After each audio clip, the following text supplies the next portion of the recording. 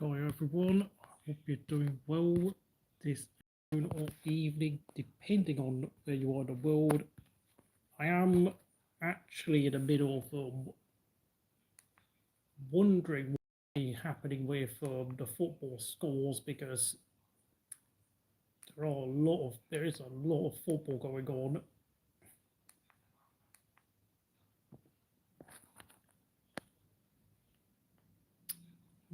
Hello, of course, yeah.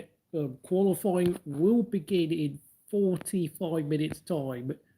Just having a very quick look at some of the football scores before we get started. Thank you for the like, whoever you are in the world. Hello,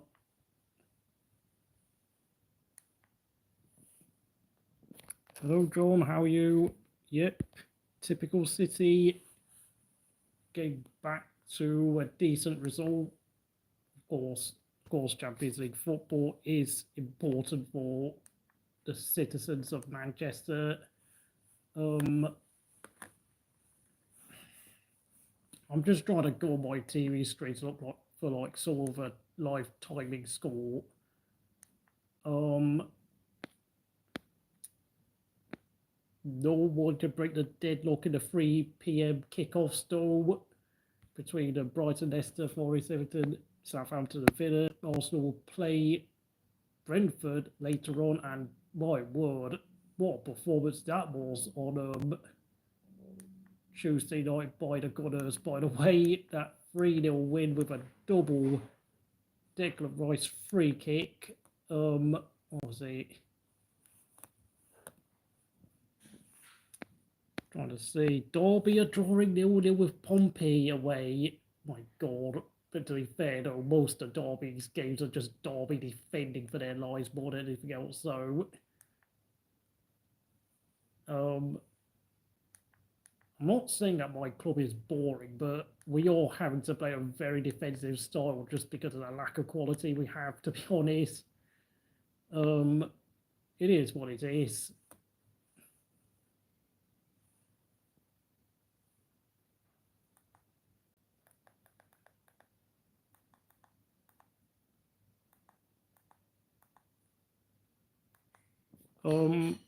Sorry if I haven't got any, I'm not streaming it because obviously, it is 42 minutes until the start of qualifying. So, and for now, I'm just looking at football scores, of course. Birmingham City got promoted. Plymouth will win it. Oh my God, Plymouth! I don't even know what to say. Plymouth won.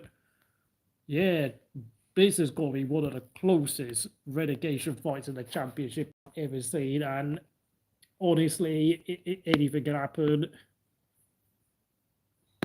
F1 bosses reject V10 engine return. Let's be really honest. Ben Salomon only suggested V10 engines for the sake of trying to make himself look good and look like he's connected to the fans of the sport. But of course, Robert Reid, who was Richard Burns' ex-co-driver, did resign from his post as deputy of sport, head of sport for the FIA a couple of days ago. So it's not looking good for the FIA and Ben Salomon, who apparently wants to fine Carlos Sainz for swearing at last weekend's Japanese Grand Prix. Yeah, this is the FP3 results. Piastri ahead of Norris by almost 7/10 of a second. Almost a second faster than Leclerc's Ferrari, and more than a second faster than 2 Mercedes, with Alpine and Gasly up next ahead of Hadjar and RB. Verstappen, I'm guessing Verstappen and Red Bull were sandbagging. Sainz was the faster of the 2 Williams drivers. But we have to remember this free practice session on Saturday was done in the daytime heat, so it's not quite as representative as what qualifying will be. So some of these results are a bit of a red herring. Ocon going another fast lap for Haas, Zhou is under pressure, and the fact that he's still slower than Gasly, even in a practice session, is definitely alarm bells. Lawson still acclimatising back to the RB. Alonso, Aston Martin. Oh yeah, by the way, Aston Martin's steering wheel fell off during qualifying. No, during practice, I beg your pardon. Alpine 8th, Behrman 16th. Sauber are horribly slow right now, really slow, but that's not a surprise. And then Tsunoda, yeah, that Red Bull is not made for anyone else other than Max Verstappen. I said it before and I'll say it again, of course. Yeah, as you can tell, the fastest lap was on 31.6 by Piastri. Obviously, in the heat, the cars are going to be slower. In second practice, in much colder conditions, the cars, as predicted, were considerably quicker with, look at that, McLaren 1-2 again. Half a second faster than Russell. That's crazy. And Ferrari, Hadjar has been absolutely superb. I mean, at this rate, I wouldn't be surprised to see Hadjar replace Tsunoda come Silverstone or something like that. Don't know what Red Bull's true pace is, but they are probably at best the third or fourth fastest car around here. It's a power track, so this is definitely not going to be Red Bull Honda's. I keep forgetting what I was going to say. Favorite hunting ground, to be honest. Hamilton's still a lot slower than Leclerc. He's definitely getting on in age. Behrman right up there in terms of pace, up in 9th place, just a second off the pace. Sainz slowly coming to grips at Williams. Lawson, Bottas went 13th, very impressive lap of 31.7. Zhou actually outpaced Gasly, that's a collector's item.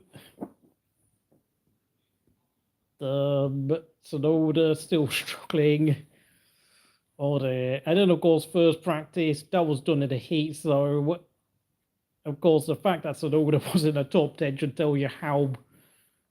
I don't think anyone did any fast lap, any qualifying runs in FP1, to be honest, because, let's be honest, it was hot. And, of course, yeah, we had the rookie drivers, Browning, Beganovic, Drugovic, Hirakawa for Haas, of course. Hirakawa is a 25-year-old Japanese driver who has just made his F2 debut, so we've got to keep a lookout for him.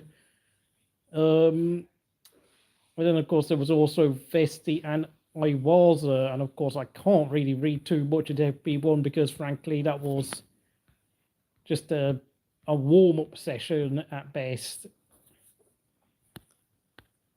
Of course, if anyone has appeared in the chat, hello, and I hope you're having a good afternoon. Brighton have retaken the lead against Leicester.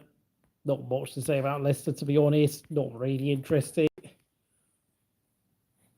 I mean, Leicester scored their first goal for 3 months, everyone. First goal in 3 months. That is...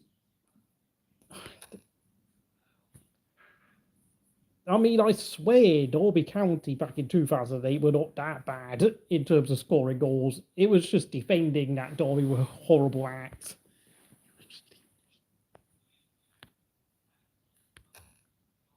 Hello, of course, I am doing a double stream, mind you, because obviously at 5 o'clock qualifying will be on, and it will be a bit difficult for me to transition from doing football to F1, so... For those of you who usually visit Crystal Encore, yeah, hello there, but no scores at Fratton Park, no scores. Plymouth, oh my God, I've got to see the championship table. Where the hell are Plymouth? What the hell did we set up today with?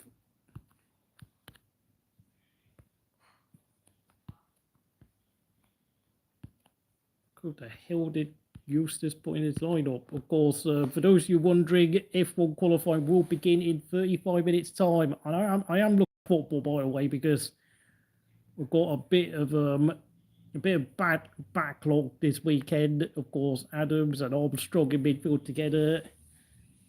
Pretty much the same lineup, apart from Mendes Van coming into the team for who got dropped, was it? Oh, Hendricks on the bench. I think we've also got Thompson. That's who Mendes Van came in for. The table, we're going to look at that table. Apologies if you're wondering where the F1 is. I will be doing F1 in about half an hour's time, of course. My God, we're literally staying up a goal difference. It's close. It's close. It is close to championship. And Cardiff are drawing with Stoke, who apparently they started their game 20 minutes later. Don't know what's going on down in Malaysia's stadium.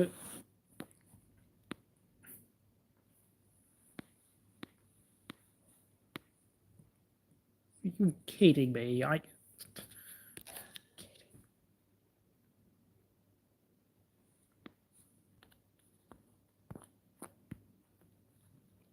Table. I've got to look at the table again. That means Plymouth are only 3 points behind. Oh my word! They're only 3 points away from safety with Luton. Oh my word! I'm gonna have to cross my fingers. The likes of Oxford, Stoke, Hull do something stupid, because for all we know, I think one of Luton or Plymouth could rescue themselves at the end of this season. So, for those who came to see the Formula One, yeah, I think it's safe to say McLaren are favourites to dominate this weekend. You know, Max Verstappen pulled on a masterclass last weekend in Japan. But I think this week, with, of course, the weather being a lot cooler and more mild in temperature compared to what we had in China and Australia, and, of course, what we have this weekend in Bahrain, since, of course, it is in the middle of the desert, always a hot track. And it is also a rear limited track, which, of course, means that the rear tyres get more worn out compared to what it's like at Suzuka and Shanghai when it's front limited, and I think it suits the Red Bull a lot more there. You don't say, Andrew Benson. You don't say. It's just half a second faster than everyone else's car. I mean, that's just crazy. It really is crazy, I've got to say.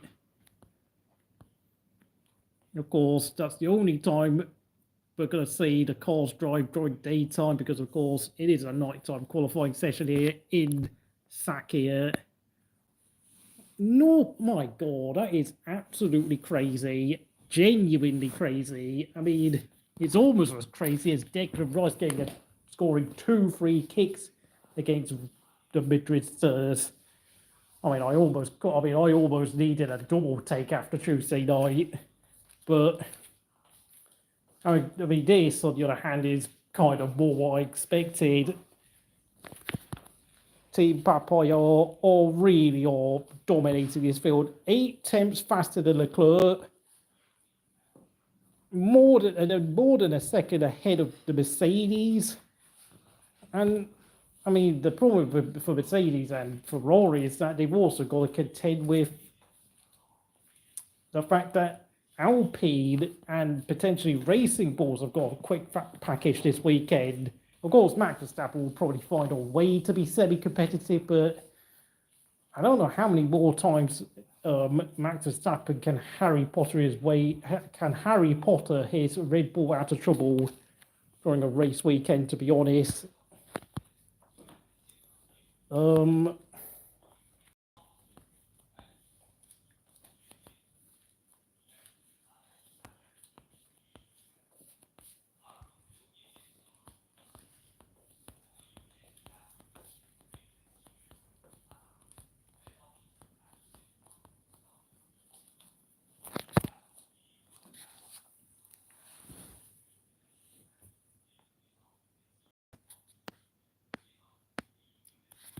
Look at that qualifying times.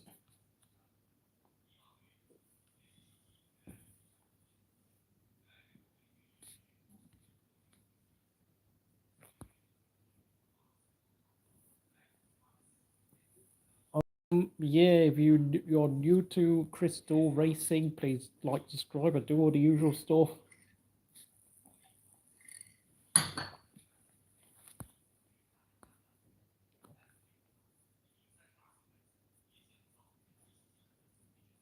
That's just frightening reading, to be honest. This honestly should be. I mean, it's crazy to think that 2 years ago, was it 2 or was it 3 years ago? I can't remember. 3 years ago, I think McLaren finished 17th and 18th with Lando Norris and Ricciardo at the wheel. And now they are the fastest car by quite a long margin. They were the slowest package at this same circuit 3 years ago, and now they've got the fastest package by a country mile. Not just by a fraction, but by a huge chunk.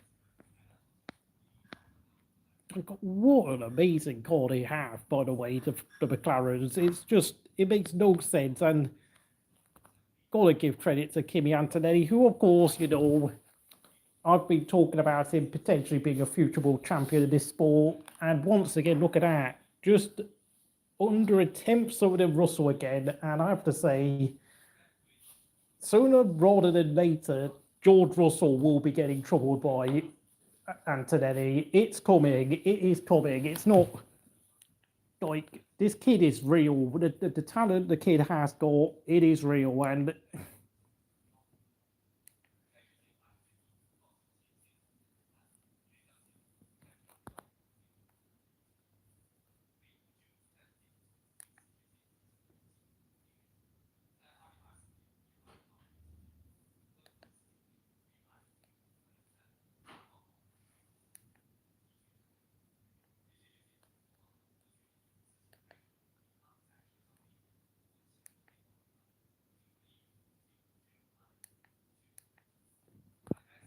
I don't know what's happened to my chat because I can't read it.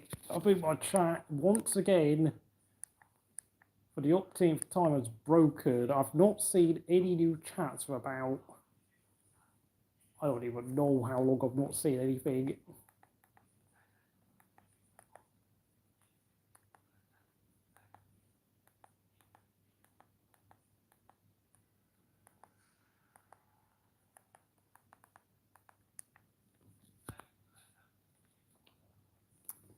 So, in 25 minutes' time, qualifying will begin. Thank you for 2 likes. I still can't see if anyone is talking.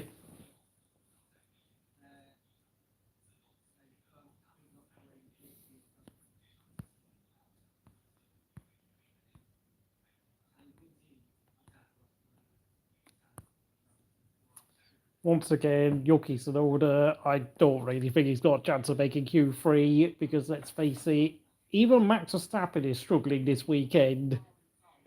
I mean, maybe he could pull off a master stroke of a qualifying lap again, but if he does, I think he'll do a good job of qualifying 5th if it happens.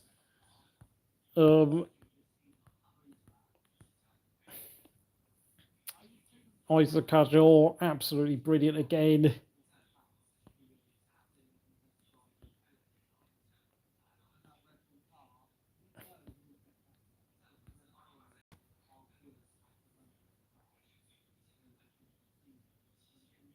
Was Alonso in the top 10? I just forgot. Was he?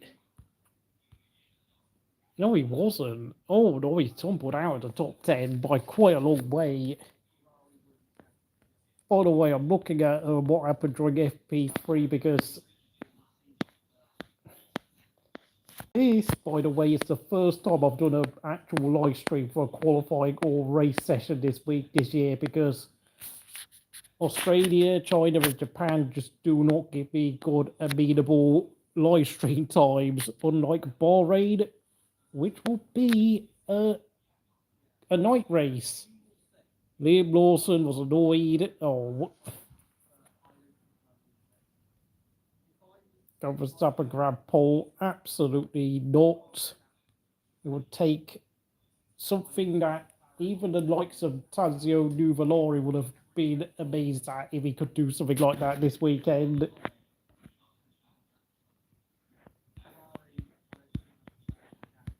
The rest of the top 10, obviously, Jack Dowen was 12th, still slower than Gasly. Lawson needs to get his act together, otherwise he's probably never going to get any sort of decency in F1 if he was to be released by Red Bull.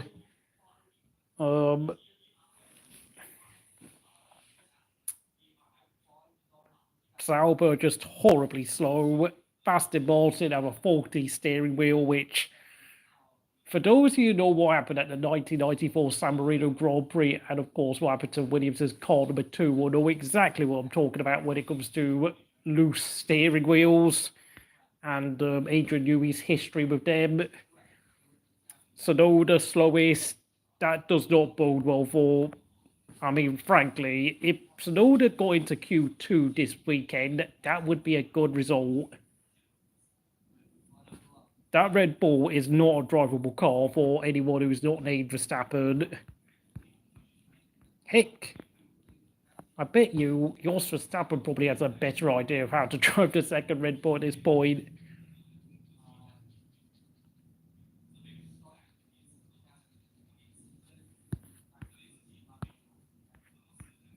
Just so you know, I will also be doing intermittent updates on the football. Of course, Leicester are back level against Brighton. I mean, Leicester somehow still got a chance of survival.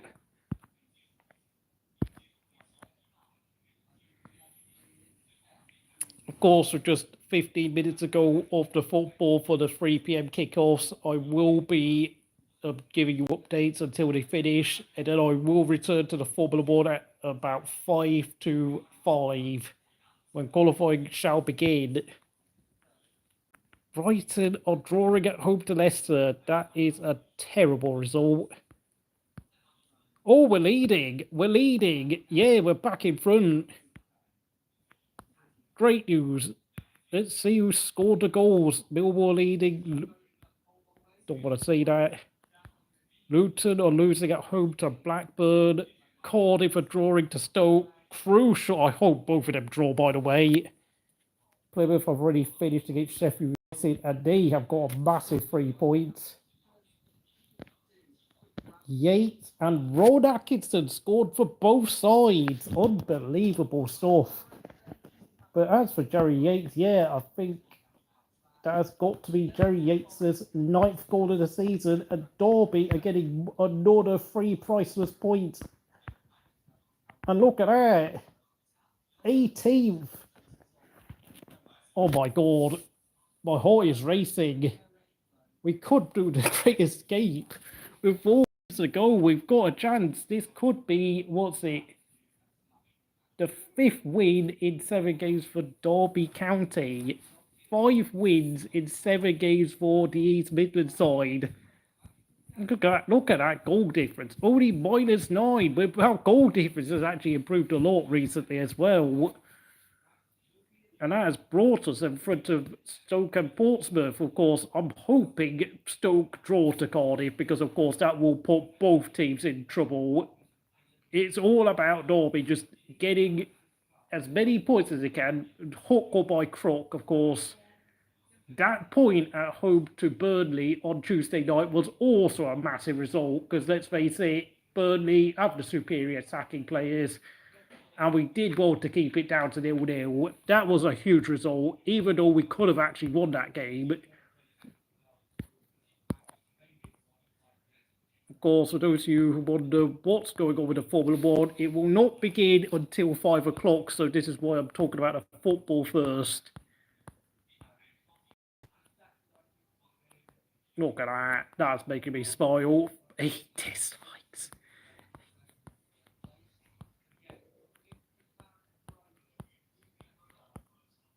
Look at that.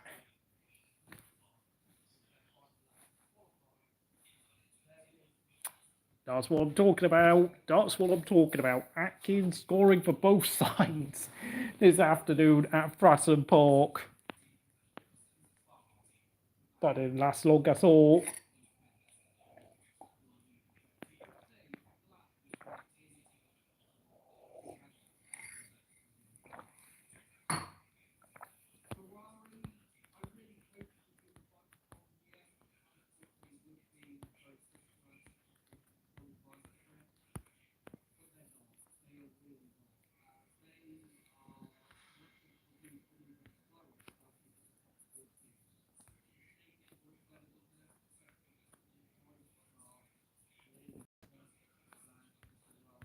Fingers crossed Derby could get the 3 points tonight.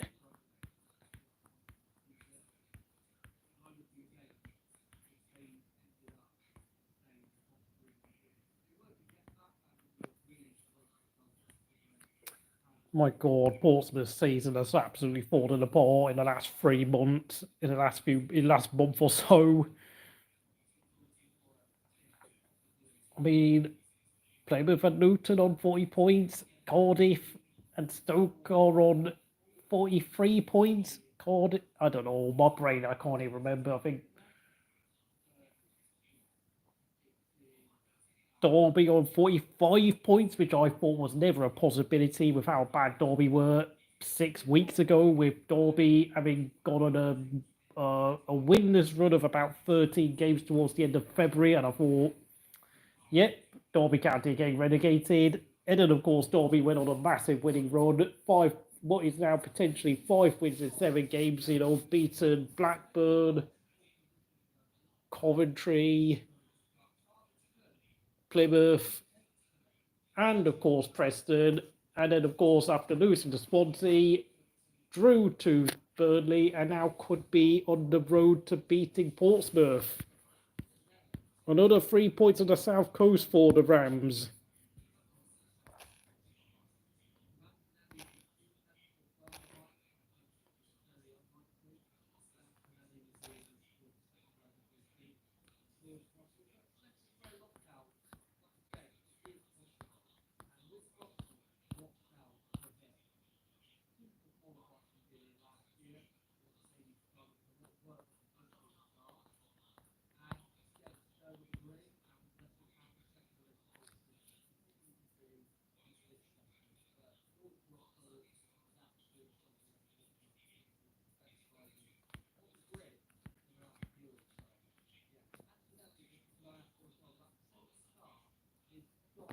I really wish Peter Gasly could get a chance to drive for McLaren at this point in time.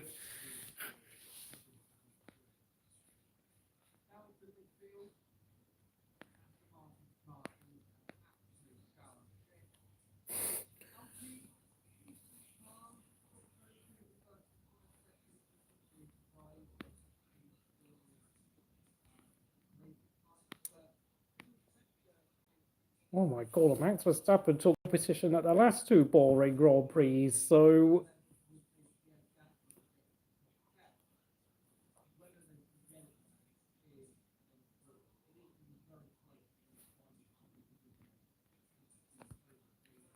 I apologise, I can't read the chat. I don't know what's happened. I think it is definitely broken.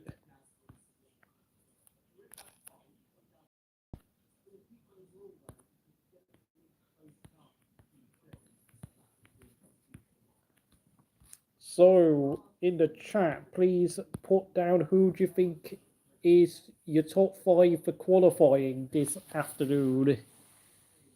I'm going to go with my choice. I think it's going to be Piastri first, Norris second.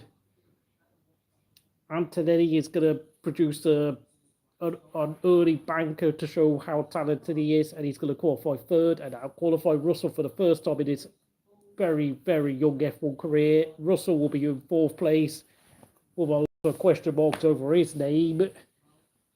And 5th place will be, of course, Charles Leclerc. Although, do not be surprised if Hadjar gets really close to a top 5 qualifying position, and Verstappen is knocking on the door as well, as always, because, not because the Red Bull is any good, but because Max Verstappen is the one who's outstanding at Milton Keynes. The less said about the shenanigans going on at Red Bull, the better, to be honest. Of course, in 5 minutes' time, I will be checking on the football scores before, of course, quickly coming back to Formula 1. And sadly, I cannot read your chat, which is so annoying. It's not, I mean, frankly, the chat is the reason why I do this channel. Without the chat, I just get bored to death.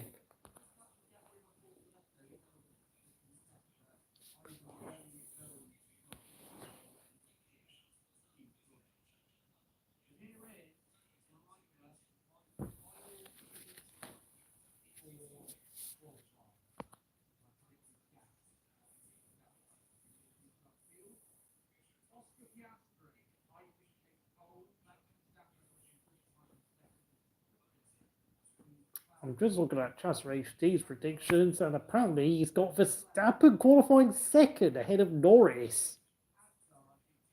Blimey, that's optimistic. And he's also got Tsunoda in 9th place, which that's even more crazy than the Verstappen qualifying second prediction right there. That's crazy, Chaz.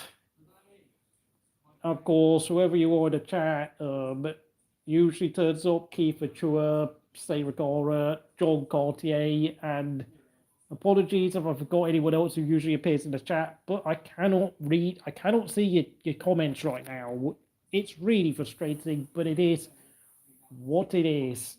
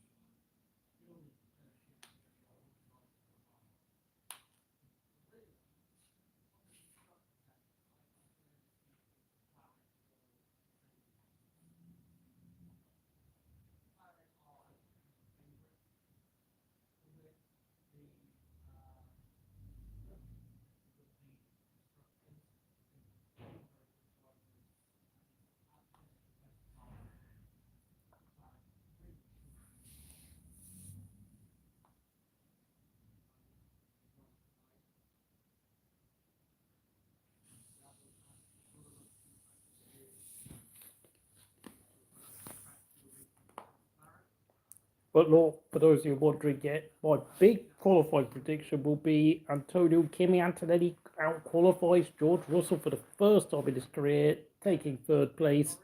Russell will be 4th, and Leclerc will be 5th. As for Hamilton, he's in a real pickle. And oh yes, I forgot, if Will F1 is in the chat, hello to you as well.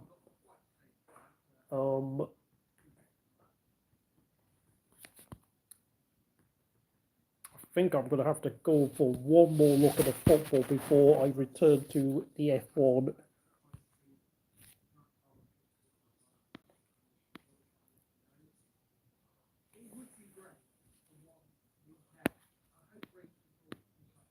Southampton lose again. No news there.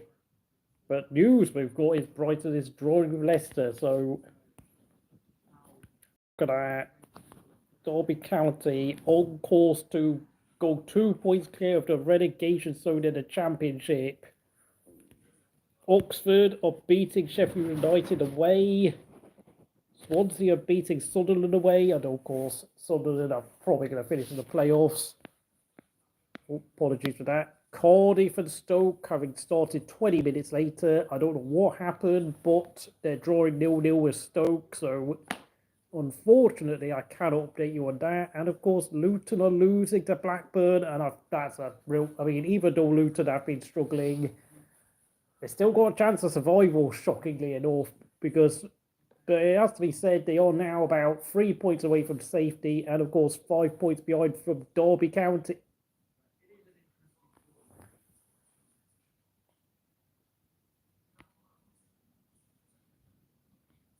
Oh my word. What a day this guy has had. Whatever his name is, Rowan Atkinson, don't know, Rod Atkinson. I'm out. I cannot speak. I cannot speak.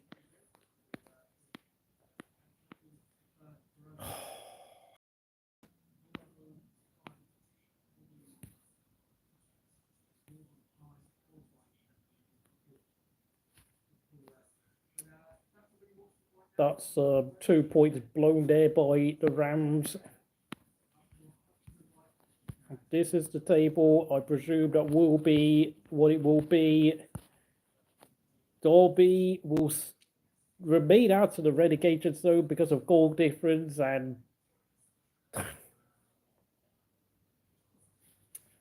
oh dear, the pressure only mounts on the Rams after this result, to be honest. It looks like with just a couple of minutes of added time remaining.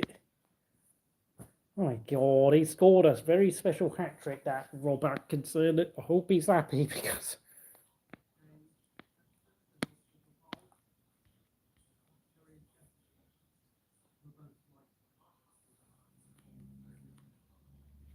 Oxford United go clear of Derby. God help us.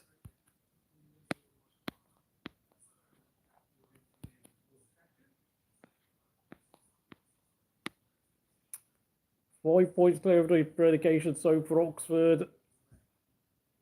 3 points clear for Portsmouth. It's all to play for the Rams, who still have to play Stoke and Cardiff in the last 4 games of the season, and Hull. So we really have to win it all last 4 games out, or all must-win games. They're all no ifs or buts now for Derby County.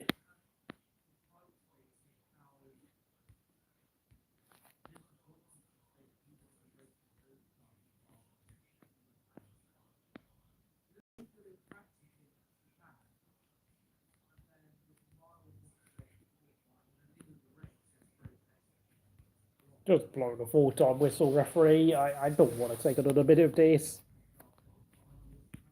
Well, if there is to be a late winner, I hope it goes to the team in yellow.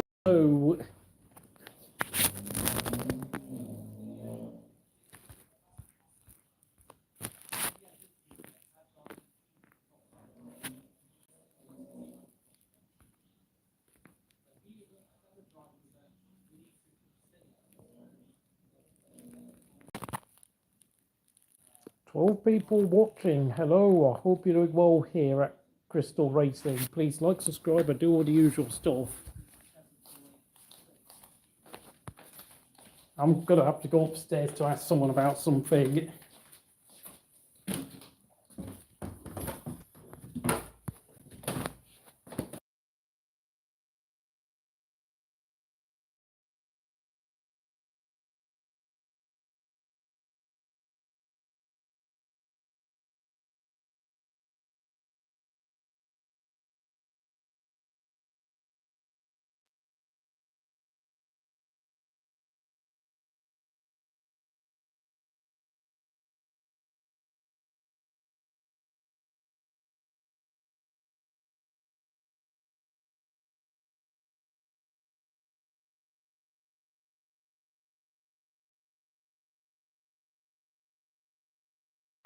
Yep, I've got someone else's phone. Gasly did well in pre-season, yes he did. It looks like the old, miserable, angry Alonso is back. You replaced Hulkenberg with Isaac Hadjar in your F1 Fantasy League. Hello there, Vettel, Hamilton, and hello there, Roxford. I apologise I didn't read out your comments. Given how bad the FIA is, I am surprised that they never have elimination mode, because the new Mario Kart game called Mario Kart World has 24 players. Oh my God. Well, we did a elimination for back in like 2016, was it? Yeah, where of course Rosberg and Hamilton just spent the last 3 minutes of qualifying saying their asses doing nothing. Thank you, Roxford. Thank you for the like.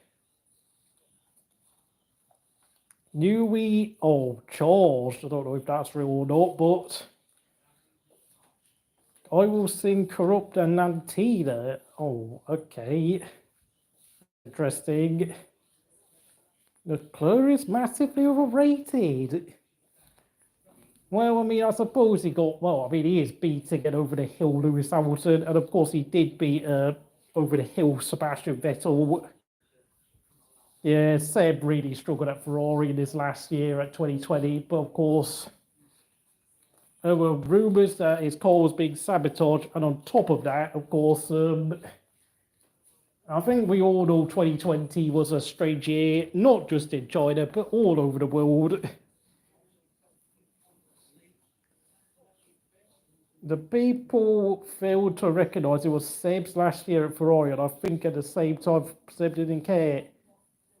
Newey has been charged for Senna's deletion. Is that news?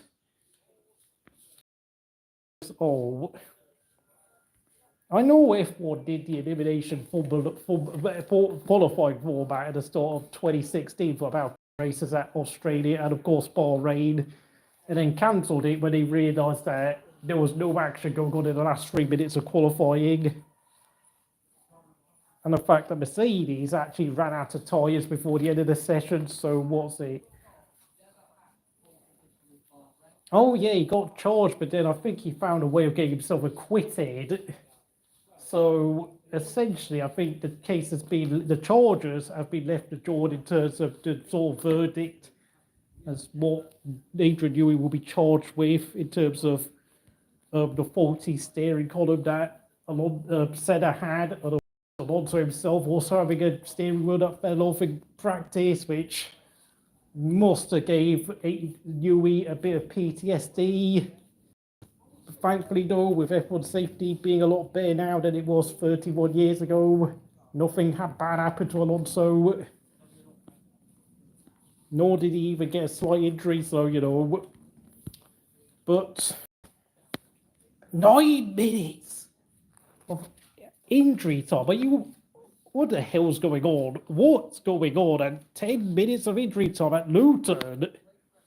Oh my god, really, mate? I mean, qualifying is going to start in 2 minutes' time. I need to get a move on with qualifying, by the way. What the hell's going on at Fratton Park? And Kenilworth Road, and of course, Cardiff City Stadium.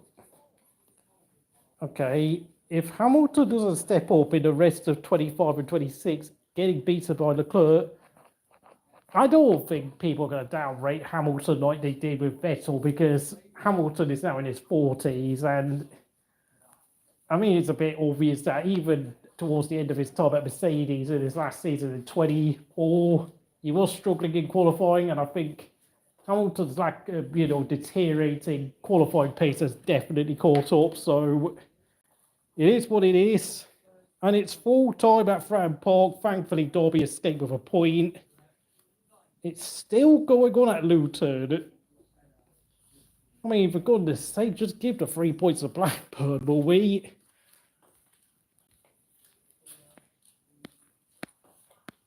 Don't.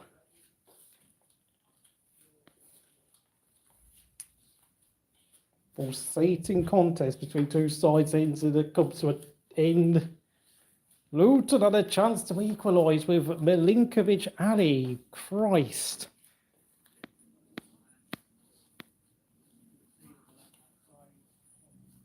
Such a close call of a relegation fight in the championship, by the way. Viking City are both second half merchants, fair enough. I mean, at least City have started to look a bit better again, you know, trying to drive bodies forward, like using subs like O'Reilly and Mamouche on the field. I mean,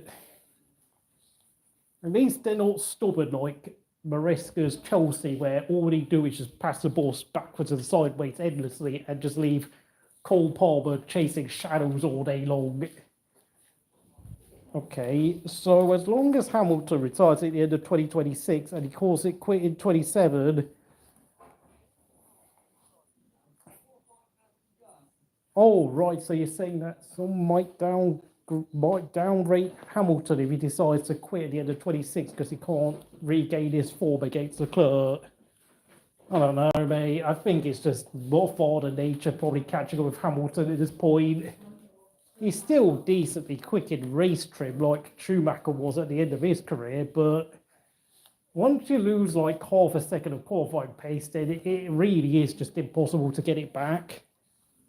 I mean, thankfully for Fernando Alonso, I mean, he doesn't have any of those sort of issues because he's never been quick in qualifying, and of course it's full time at Luton, so I can go back to F1, since of course I did say that I was going to talk about the F1, but of course, what's it? Cardiff and Stoke are still playing with another 10 plus added minutes on the clock in South Wales. I don't know where Say Regara is. Like, I've not seen Say Regara in any of my live chats for quite a while for some reason. Like, I think he's busy.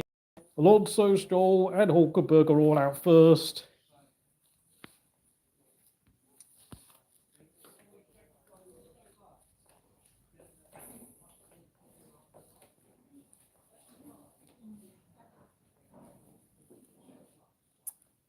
Yeah, I think Carlos Sainz needs to get his head around that his new Williams car. It's not easy adjusting to a new team. And I hope we do not see a Daniel Ricciardo situation occur with Carlos Sainz. I really do hope we don't see that. Yep, qualifying is on the way. Just under 16 minutes on the board to go. No one has obviously registered a flying lap yet, which will be we'll probably see a time lap in about 2 minutes' time. If anyone's got an eye on the championship football, please tell me about the score between Cardiff and Stoke.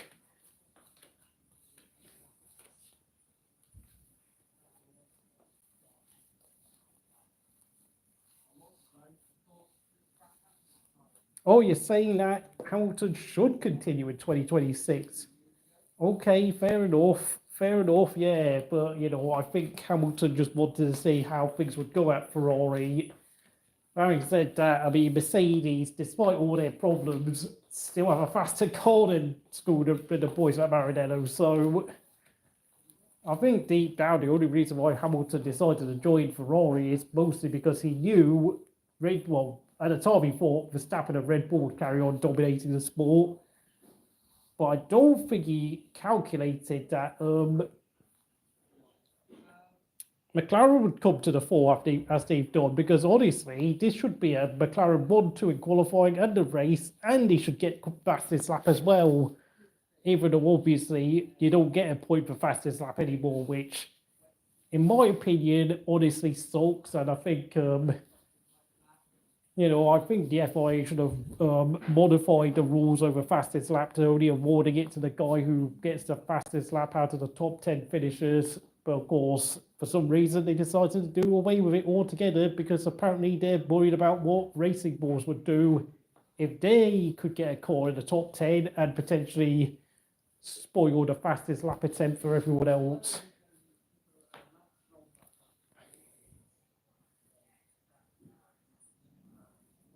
Don't worry, mate. Don't worry. I'm not dude, I think Hamilton's just past it at this point in terms of his peak performance. Oh, right. Apparently, F1 has passed a sponsorship. I mean, I know there used to be an Italian driver named Paolo Barilla who raced in F1 before I was actually born, by the way. I think he raced in F1 for Minardi back in 1990, which is exactly 35 years ago, which is, I mean, that was before even Michael Schumacher appeared in the sport. Hello and welcome to all of you here on the channel. Alonso goes quickest proficiently ahead of Hulkenberg, but of course, they will tumble down the field. Yep, Barilla indeed. Paolo Barilla, if I pronounced that name correctly. Ex-F1 driver, and of course the heir to his family's pasta business, spelled H-E-I-R. Although of course I always pronounce it like human hair instead of family hair.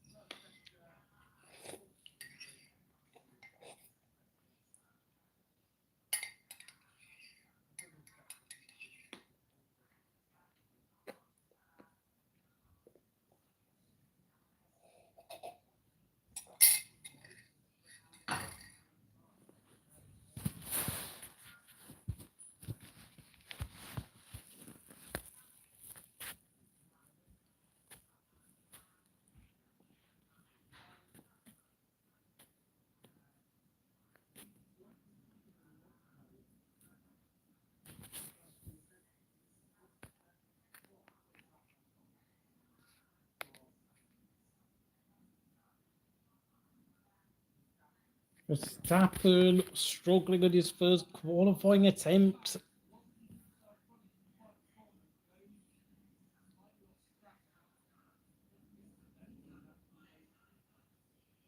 My God, Tsunoda was... My God, Max is really struggling to hook his car up, by the way. And Tsunoda's gone P1 with a 32.096. But not as a driver, yeah. Well, I don't think he's got any kids all out there racing at the moment. Nor do I think he has any grandchildren who are coming into F1, because of course I think Bahrain is like, how old is he now? 65?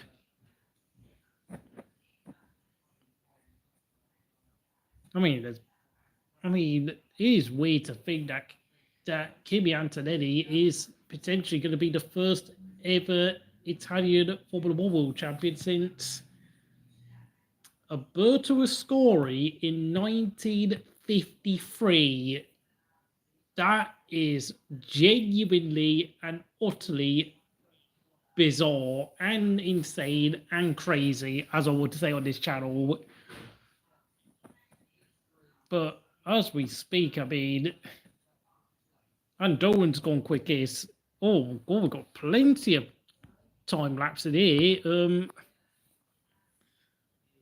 Because, Hadjar's had a slow opening qualifying lap. That's a bit uncharacteristic, but of course it looks like for now Lawson, Albon, Behrman, Hadjar and Hulkenberg are in the drop zone. If of course the other 10 cars were to come out and go faster than all 5 of them.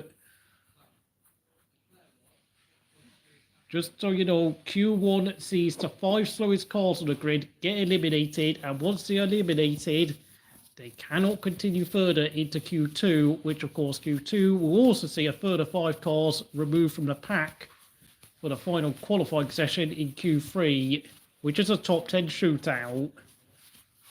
Leclerc almost half a second quicker than Dolan. Impressive lap. Okay, fair enough, yeah, but well, I was pretty close in terms of guessing his age correctly.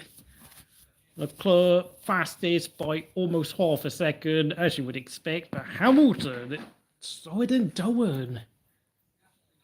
Hamilton cannot outpace Dolan. Oh, and Yuki's has been deleted yet. Okay, I'm just seeing this time gone for the score sheet. He's going to have to go again. Of course, in a few minutes' time, when we reach about 7 minutes' time, I think I'm going to scroll the screen down to the bottom 5 drivers. Norris and Piastri go fastest. Surprise, surprise. Absolutely shocking there. I mean, that McLaren, the McLaren is so quick that you could literally put anyone. You could literally put Latifi and Mazepin as their 2 drivers, and he probably would still get at least 1 car on the podium at worst. It is just ridiculously quick now. In fact, you probably could get both cars on the podium minimum. I mean, that McLaren is basically now operating on autopilot in how quick it is. And Russell only makes it to 7th, and look at that. Antonelli, like I said, is on the verge, is potentially getting closer to the day he gets to out-qualify Russell for the first time at the age of just 18 years old. What a talent this young Italian is. Stoker leading.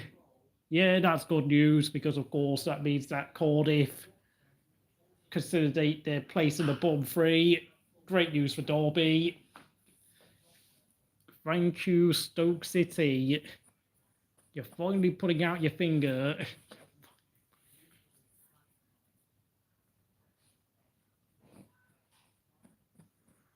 I mean, Cardiff and Stoke used to be a Premier League fixture. Funnily enough, Derby versus Coventry was a Premier League fixture back in the day, but back to the present day, less than 7 minutes ago of this F1 qualifying session, Ocon gets out of the drop zone and he's in 9th place. And provisionally, this is the bottom 5. Obviously, the two Red Bulls still haven't completed a lap yet, so Albon, Behrman, Stroll, Hadjar, and Bortoletto are in danger, and of course, that is presuming both Max and Yuki go faster than all five of them. Lawson is very close to being dropped as well, although of course, racing bulls don't look very quick right now in these nighttime conditions at Bahrain. My God, is that Zhou faster than Gasly? Oh, it is. Zhou is going quicker than Gasly by 3 tenths of a second. Stroll, once again, horrifically slow, especially in hot conditions. He just doesn't, he's just can't get a grip on the car now. Hulkenberg up in 10th. What a brilliant lap that is by the German veteran. 5.5 minutes to go.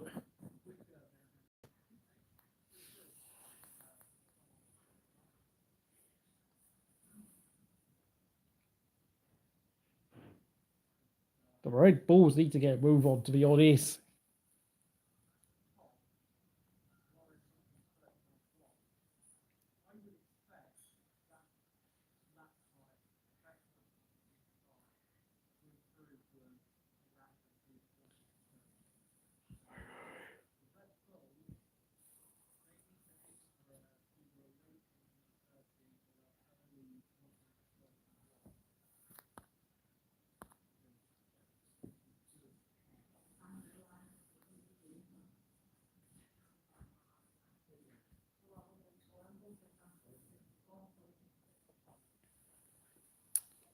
So it is.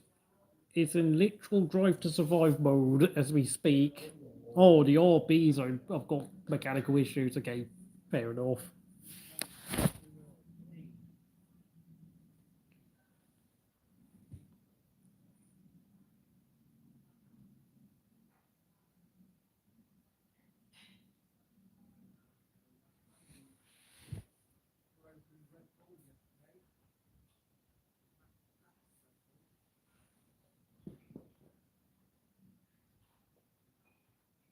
Oh, Red Bulls. Okay, fair enough. Yeah, okay, I understand what you mean.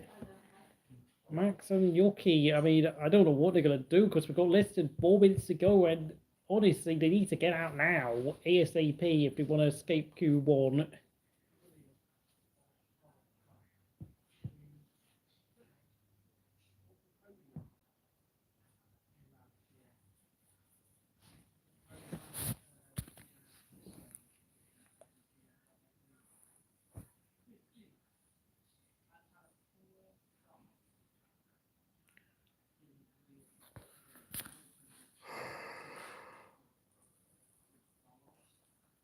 Looking at the timing sheet, Alonso's gone fifth fastest, but of course we have to remember this is only Q1. So what the hell is Stroll doing down in 16th place?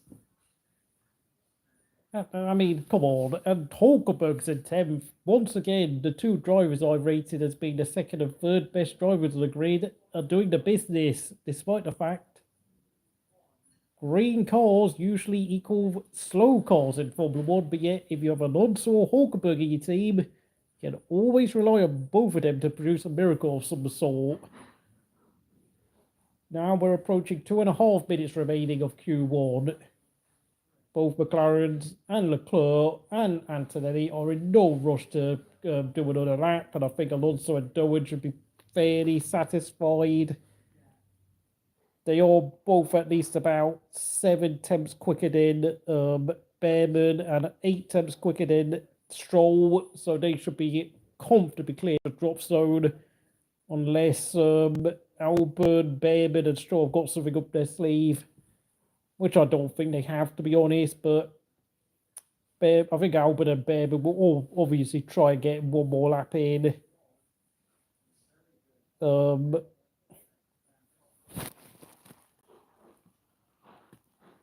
I don't know, Hadjar could have something up his sleeve, but frankly, I don't think Bortoletto can do much, despite being almost 7 tenths slower than his teammate.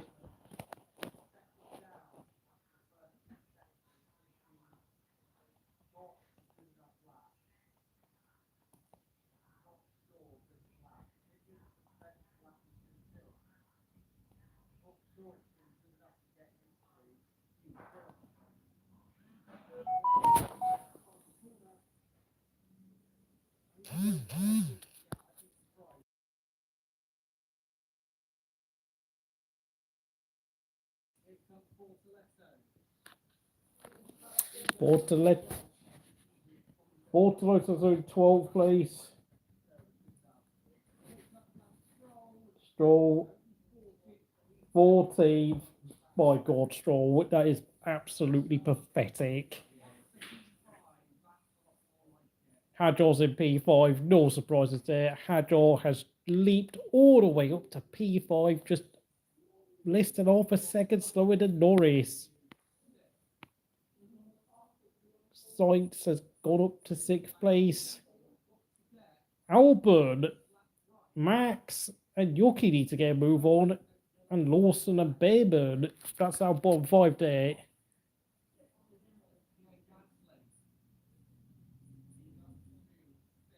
Gasly goes up to 5th place. Fantastic effort from the Frenchman. Behrman, Lawson, Albon, Verstappen, and Tsunoda are in the drop zone with 5 seconds remaining of qualifying. 1. Behrman's out. Behrman's out. Hello there, Sargeant. You must be smiling. Very interesting timing that you returned to the stream at this moment in time. Behrman, Lawson, Albon, Verstappen and Tsunoda are in the drop zone. Behrman is out. No. Stroll improves to 16th. He's out. That means that Albon is the... Oh my God, Albon, what's happened to him?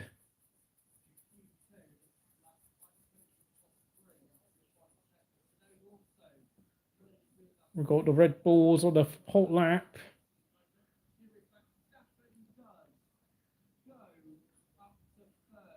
Verstappen is 3rd. And Lawson is in the drop zone.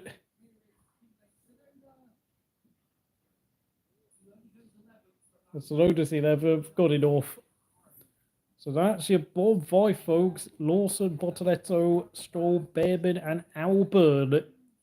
Out to Q1. Oh my God, Albon.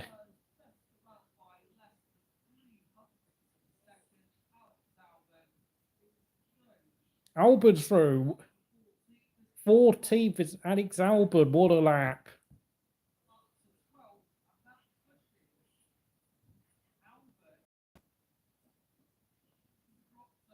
Oh no, did he have his...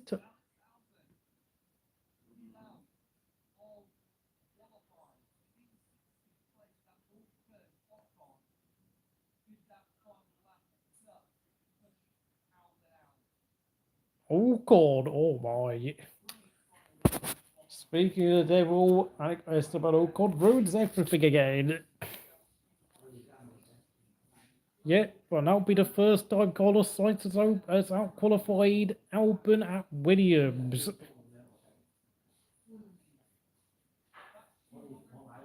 Yep, you are correct, Sargeant.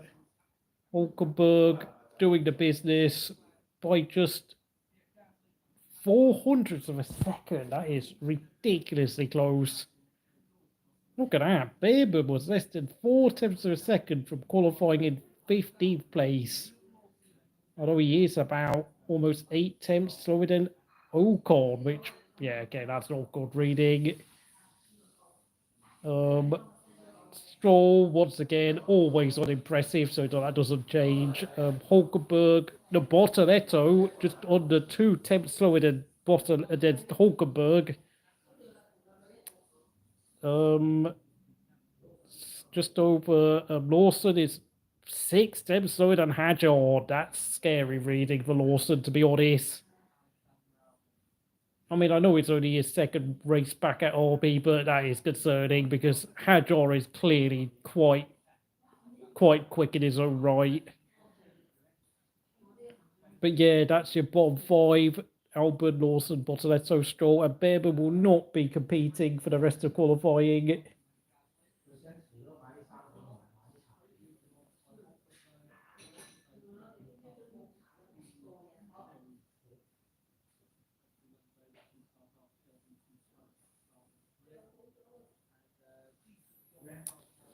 Oh.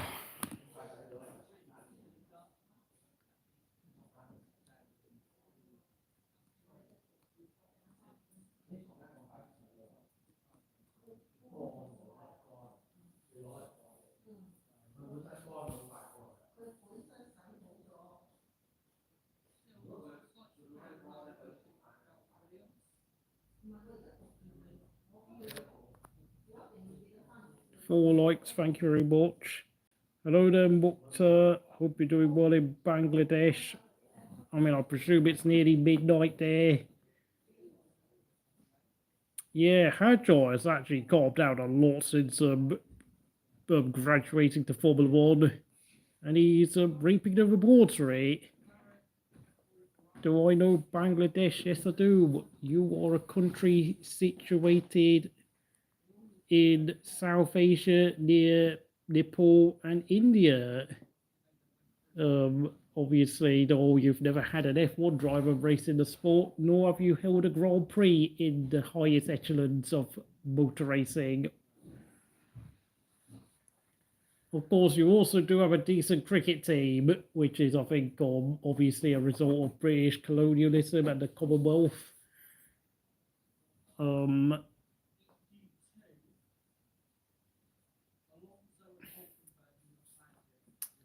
I don't know. I mean, who is your favourite driver? I mean, you know, I know what's it, Norris, Piastri. I've got a lot of fans. Verstappen, Tsunoda, Albon, Hulkenberg, Alonso, Hamilton, obviously. Lots of fans amongst them. Carlos Sainz, George Russell, Kimi Antonelli up in 6th place. Impressive lap. Gasly and Ocon also very popular amongst the fans of F1.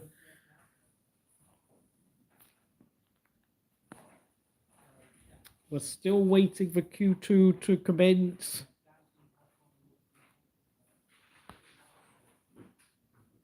Four likes, 4 people watching, 5 people watching.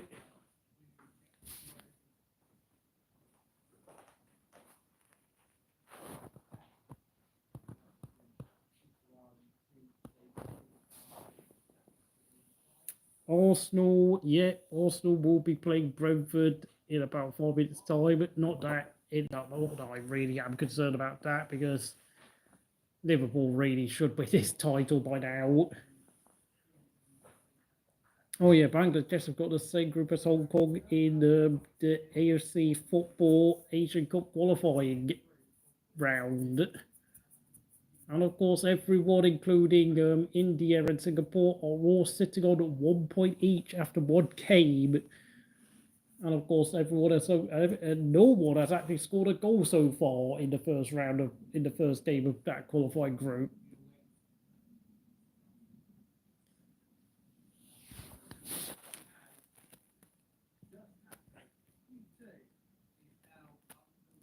My God, I can't believe Hamilton and Verstappen went second and third quickest. Not that it means a lot, but Verstappen obviously did his lap very late. And of course, both of them jumped ahead of Piastri. But of course, Norris and Piastri set their times very early on to really put in a statement of intent, just confirming their level of domination and pace they've got in that Popeye of McLaren this season. Insanely fast.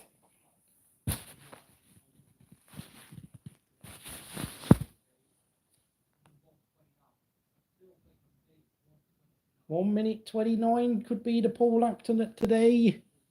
Maybe a 1 minute 28 if the McLarens really want to turn up that Mercedes power unit. I'm going for 1 minute 28.8 in terms of the fastest, the pole position lap.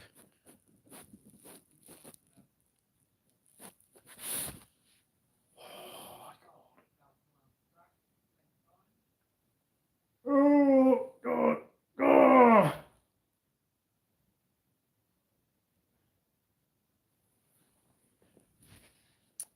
You don't say, Mr. Rigora, you don't say.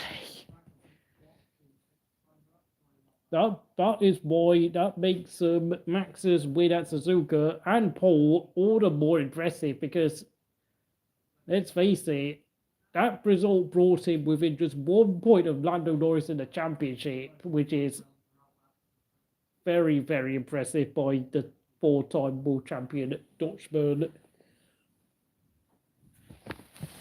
The debate of the number 1 driver is still murky at Woking. Indeed it is. I mean, Norris is the older, more experienced driver with more wins and pole positions, but Piastri has only just started his 3rd year in Formula 1, and of course he's got a track record of, winning back-to-back Formula 2 and Formula 3 titles in his junior career.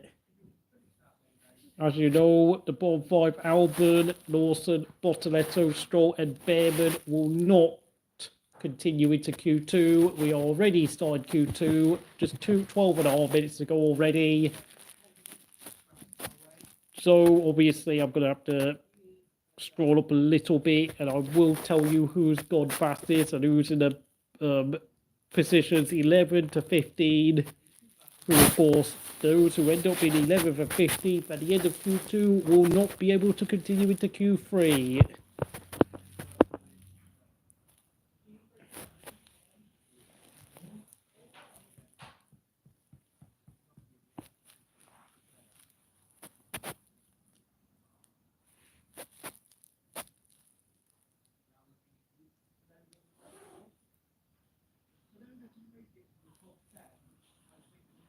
McLaren playing poker.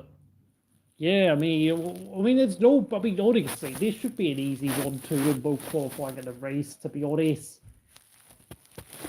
I hope something crazy happens in the race. But honestly, I mean, we also have to remember Bahrain is McLaren's second home race because of their investment company is based here in Bahrain. Of course, the company that owns Team McLaren is a bunch of guys from this Middle Eastern country. So of course, oh, it's a red flag. Who's that? Ocon's crashed. Ocon has had a crash, and he surely is eliminated from. Let's see.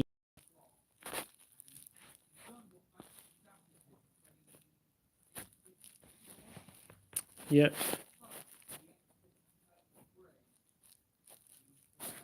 Exit of turn 3, Ocon has eliminated himself from Q2. Great job, buddy. Great job. You should thank your lucky stars. Do not have Gunther Steiner as your team principal. Yellow flag? No, it's a red flag. What the hell is BBC telling us?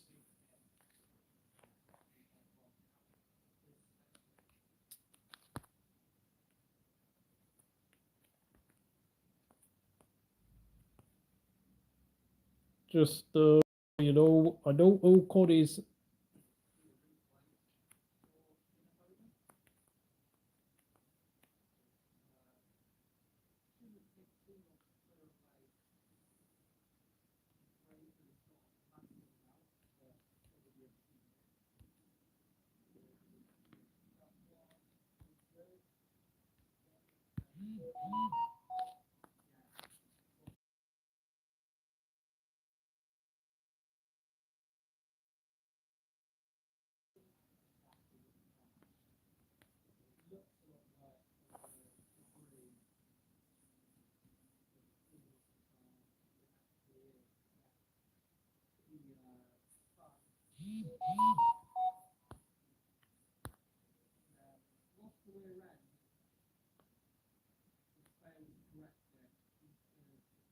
Yeah, got an all-nighter going on at Haas.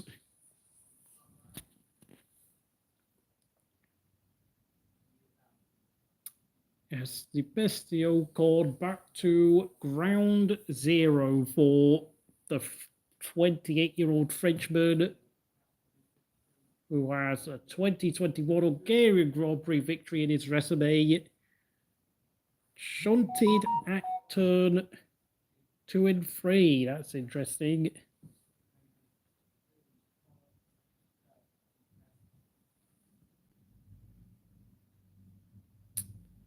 Oh, yeah, he's probably having a nice cream pie in his mouth, obviously. We don't do blue moving material here at Crystal Racing.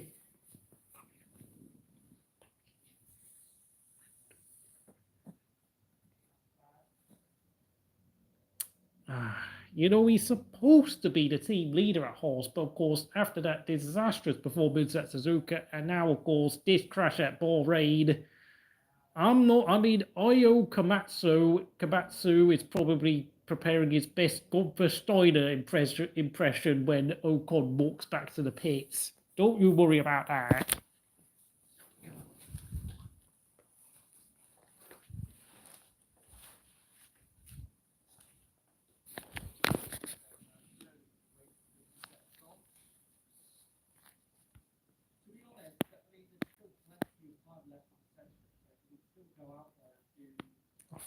I don't think anyone has actually set a time yet in Q2, since of course we have only just completed 3.5 minutes of the second qualifying. And of course, I think anyone who was on a flying lap will be quite rightly cheesed off with Esteban, who of course has immediately apologised to his engineer, Laura Muller. He torched the curb on the exit of turn 2. I don't know what to say, mate. That's just a bait. I wouldn't say it's a rookie error, but it is. You would expect a lot better than that from Esteban, I'm afraid. Not good enough from a team leader. Just not good enough. And Behrman is probably going to rub the salt in the wound tomorrow, isn't he? Toyota might have a couple of words to say to Komatsu when it comes to Ocon, yes, because what's his name? What's that kid's name? Riku, I can't remember, but that young Japanese kid they've got in the reserve seat, who also races in Formula 2, is definitely going to be rubbing his hands with glee because, of course, you know, I mean, I don't know how long Ocon's contract is, but they need a lot better from a team leader like this. And of course, well, I mean, with Behrman potentially joining Ferrari in 2027 when Hamilton quits the sport, I mean, they need someone good to come in ASAP for Behrman when he inevitably leaves the team.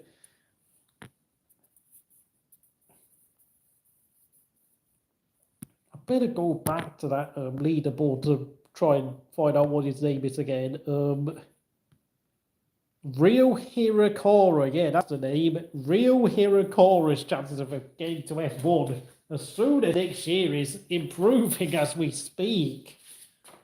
Yeah, I mean, Toyota obviously technical partners here at the Haas F1 team. Yeah, I mean, Ocon is going to be sweating tonight, to be honest, if he hears Komatsu and Toyota having a phone call tonight.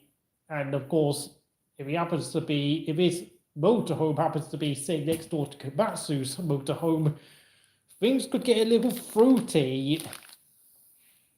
I mean, yeah, but you know, contracts on very often not even worth the piece of paper that they are written on. I mean, in some cases, some F1 contracts get ripped up even more quickly than you see in football. So, very, very, very. I mean, Ocon. I mean, I'm sorry, mate. I know he finished 5th in China in a great performance, but the problem with Ocon is that just like Lando Norris and Piastri, consistency is also is one of his biggest enemies in terms of truly convincing people that he is a top driver in this level of motorsport. Although in Ocon's case, he's just trying to convince people that he's a good midfield driver more than anything else. I don't know if we have resumed yet for Q2, but of course that crash from Ocon is going to delay the restart of Q2 for a bit, so I might head to the loo for a second.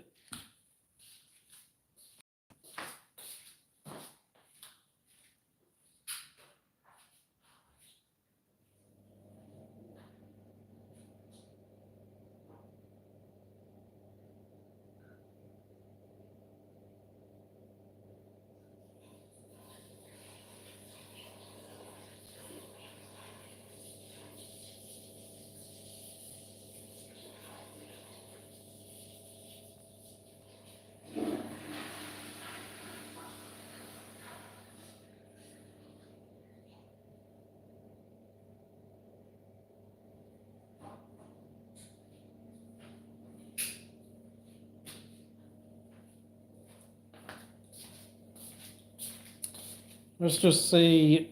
Would Hirokara ditch the hypercar program for F1? Wait, is Hirokara? Wait, I'm getting confused. Wait, I swear Hirokara is in Formula 2, is he? Or is he also part? Oh, yeah, he's a Toyota driver. So obviously, Toyota also have their sports car thingy going on. But I don't know, mate. Yeah, that's a huge question. I'm not even sure how to answer that question myself, to be honest.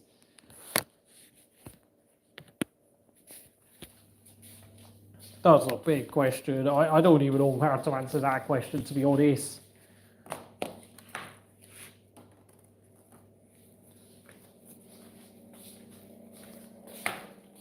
I don't know, mate. I mean, this is a thing, though, obviously. But the thing is, though, you might not, if you turn down an F1 contract, and especially the fact that he's now, like, what, nearly 26 years old, he probably won't ever get another chance of returning to the sport. And yes, I just realised qualifying has resumed. Qualifying has resumed. I apologise for that quick loo break where you heard me flushing the toilet.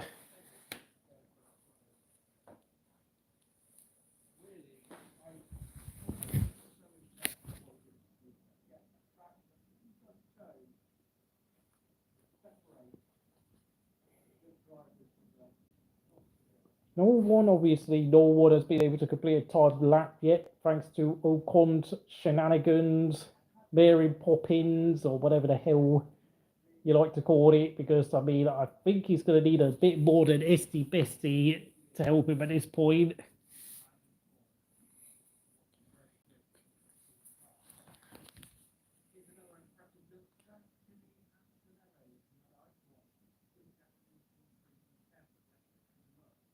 Oh yeah, Kimi Antonelli finishing, what was it, fourth at Suzuka behind his teammate Russell. I mean, Russell is really, I mean, I'm definitely sure Russell is going to be having a few sleepless nights this season, because Kimi Antonelli is someone you should never underestimate. At your peril, that kid has got talent. And I'm sure that, I mean, once he really hits his stride, it is going to be game over for Russell. It will be game over for Russell if he cannot find a way of, like, finding a solution to the fact that Antonelli is giving him a hard time. Apparently, Mercedes could get a grid penalty for an infringement from one of their drivers.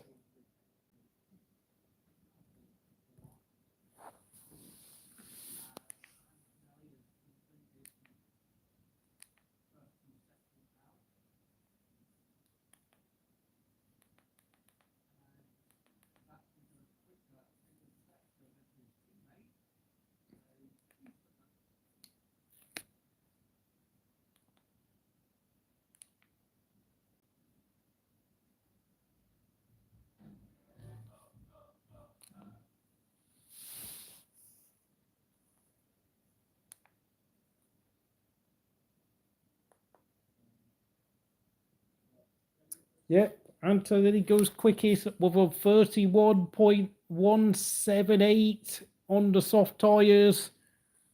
A purple sector 3 of a 26.68. Russell goes second quickest. What did I say, folks? Antonelli is giving his teammate a hard time. Sainz has got second fastest. Oh my, okay, this is...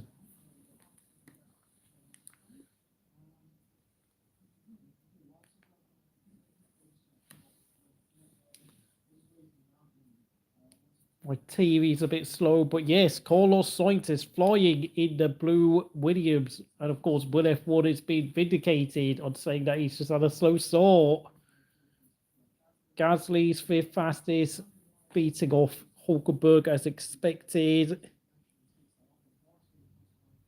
Norris, to the surprise of absolutely no one, has gone P1, more than 6 steps quicker than Antonelli. Antonelli's been doing really well, but yet even he can't get anywhere near close to Papayars. Oh, right. Real Hirakawa is 31. No, there's like another Japanese driver, I think. No, I think he was like doing a test session for Alpine last weekend, but I forgot his name. Like, I need to check on what's it? Sorry, I'm gonna have to do a quick check on the F2 Championship because I think sorry, I think we're.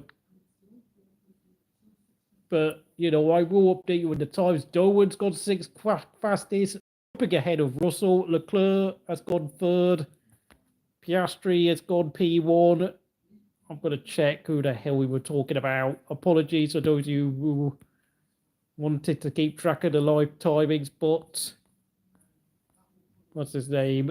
Ritomo Miyata. That's who I'm talking about. This guy. Of course, he is a reserve driver, also a reserve driver for Toyota. And I swear he's also a reserve at the, Haas. Thanks to a technical partnership between Toyota Gazoo and Haas. So yeah, this guy, Ritomo Miyata. I apologize, I'm forgetting the name wrong.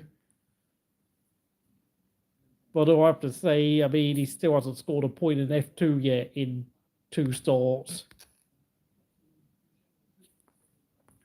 Yep, these are the times. Of course, the bottom 5 out of the guys have done a lap. Oh, there's only 9 guys who've done a lap so far. So Hamilton's exiting the pit lane with the drop zone consisting of, I don't know, Hamilton, Verstappen, Hajar, Ocon, Alonso, and Tsunoda. There's 2 Japanese in Formula 2. Okay. Oh, right, yeah, the Mercedes are both under investigation. I did say a couple of minutes ago. Alonso's in the Red Bull program. Yeah. I didn't know Alonso was still racing in F2. Like, isn't it now like his 3rd year of F2? I mean, it's not really likely he's going to make it to F1, is he, at this rate? Because he's now already almost 24 years old. And of course, Miyata's already 25 years old. But of course, I don't know. Who knows, really? I think, I mean, at this point, with all the, I don't know, driver changes we've seen over the past 2 or 3 years, don't be surprised if Miyata and Alonso make it to F1. And of course, Hirakawa, I think it's very safe to say he's not making it to F1. I think he is far too old at 31. Yeah, apologies for if I accidentally spread this information about the Hirakawa situation. I keep getting his name and Miyata's names muddled up. Of course, Miyata's the one who's actually racing in Formula 2.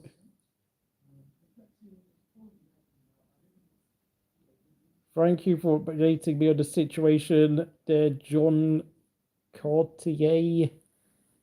30.454 Piastri, 6 tenths quicker than Leclerc. That's just, I mean, let's face it, McLaren are dominating F1 even more in terms of raw pace than Kim Jong-un is controlling North Korea at the moment. It is domination that we haven't seen since, honestly, the Mercedes era of F1.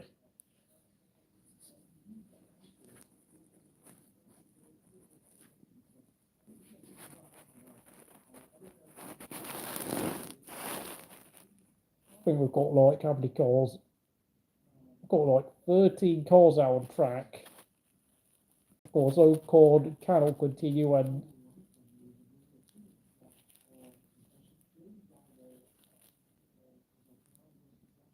Oscar Piastri's in the pit. Yeah, I forgot. Oscar Piastri is the only driver who can come out on the track who is not circulating around the circuit right now. Only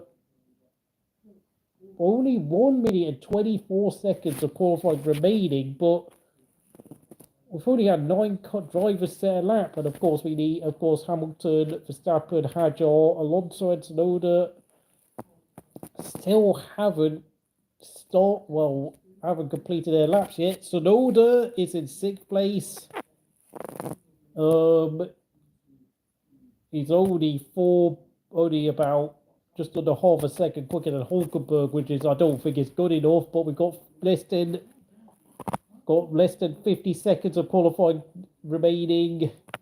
Zhou goes 8th fastest behind Tsunoda. Of course, Hamilton's got up to 5th, which pushes Leclerc, Tsunoda, and Zhou down. Sainz has been pushed down to 9th. Dolan is in 10th.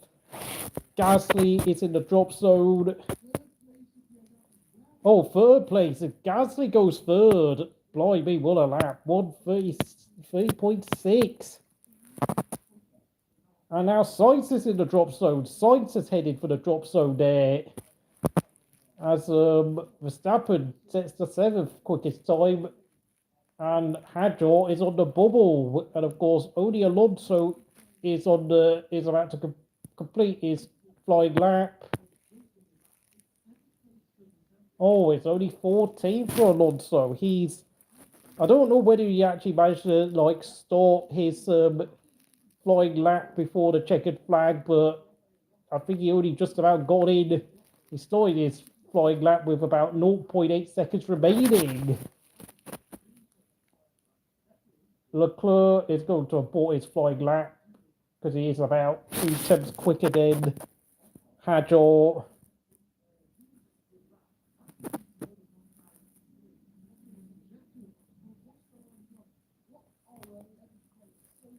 So no, Dolan's out. 11th place for Dolan.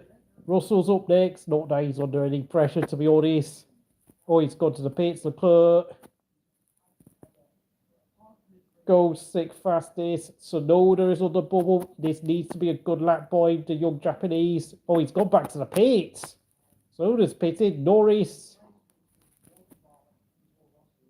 I don't know why he completed his final lap, but it's not like he needed to. Zhou. Is he going to complete his lap? No, okay. Dolan, Zhou, and I presume Hulkenberg are out. I don't know what's going on with Alonso. Is he trying to get a lap in? Is he trying to complete his final lap?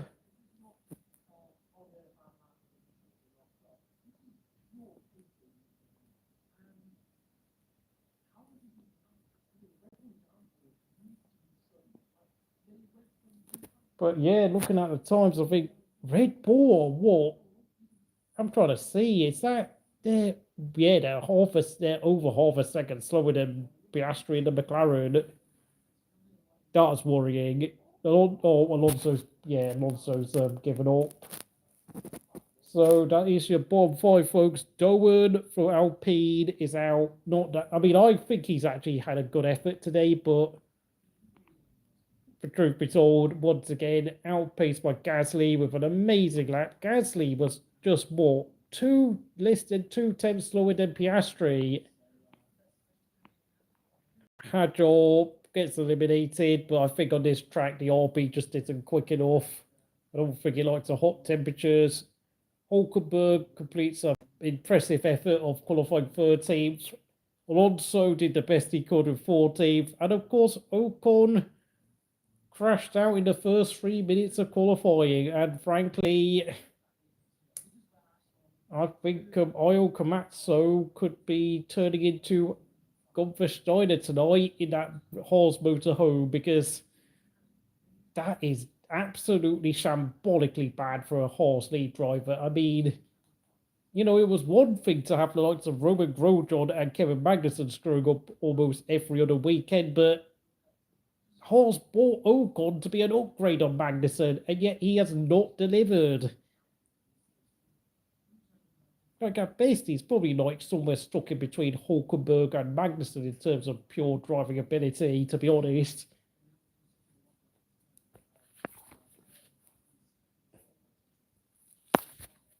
Something wrong with Red Bull indeed, yeah. Sainz is not winding down. He's 30 years old. Of course he's not winding down. You think he's going to give up at that age? Ferrari's got themselves through. Yep. 6th and 8th. 6th and 8th. Well, just like before the safety car in Australia, they were 6th and 8th. So they've gone back to where they were at the start of the season. Sainz is 7th, very good performance, splitting being sandwiched by the two Ferraris. But Red Bull are really slow. I mean, I think it's pretty safe to say Bahrain is far more representative of the general pecking order now. Except for, of course, Gasly putting out a masterstroke of a lap in 3rd place.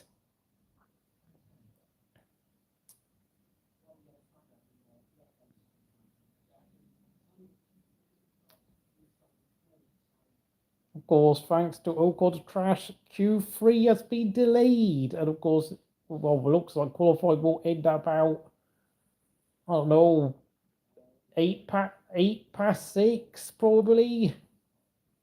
Esteban Ocon just has to go and throw his cars into the barriers, didn't he? Just had to he just had to lose it on the exit of turn 2. I mean, around the same area where Grosjean had his infamous fireball inferno 5 years ago. I don't think it's just a case of there's something wrong with Red Bull. I think there's something majorly wrong with the boys at Milton Keynes, and rumours that Perez will rejoin Cadillac in 26. Thank you for that news item, Mr. Agora. 6 people and 4 likes. Please keep. I love the amount of support I get here in this motorsport community we have at Crystal Racing. 3 minutes to go until the start of Q3, which of course means that qualifying will end at 10 past 6, as long as no further incidents or red flags appear.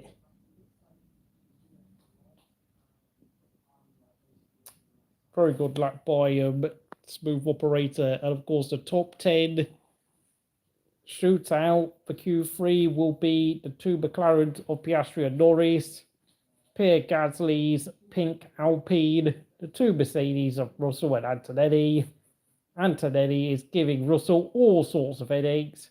The 2 Ferraris of Leclerc and Hamilton, the Williams of Carlos Sainz, and of course the 2 ailing Red Bulls of Verstappen and Tsunoda.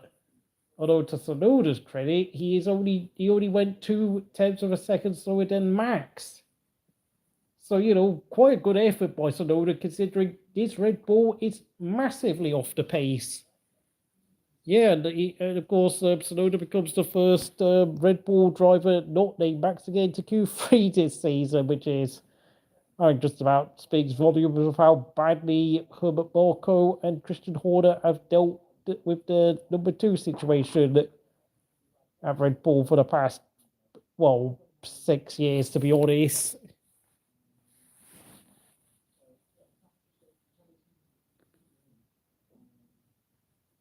Yeah, but Cadillac don't get to proceed racing in F1 until next season, so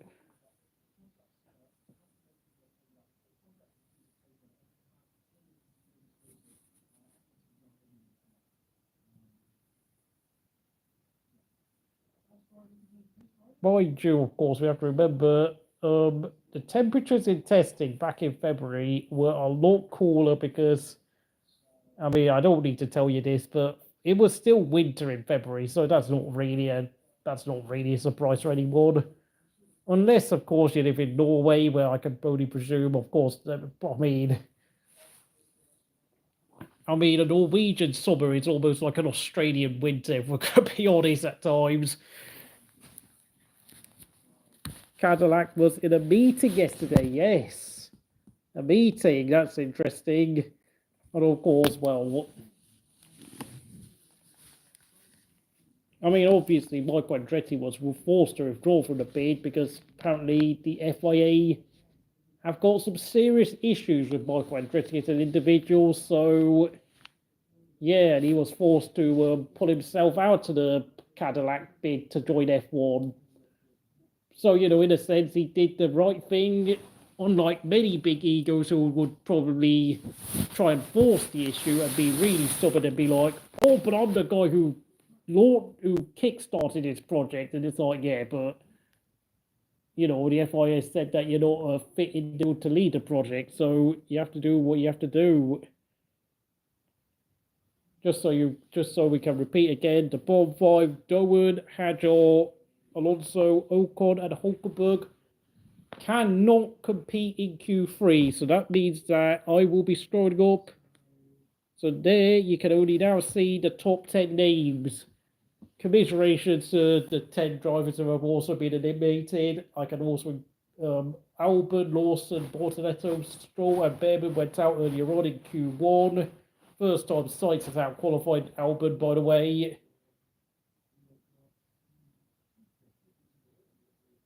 And the two Red Bulls and Kimi Antonelli are heading out onto the track along with Carlos Sainz.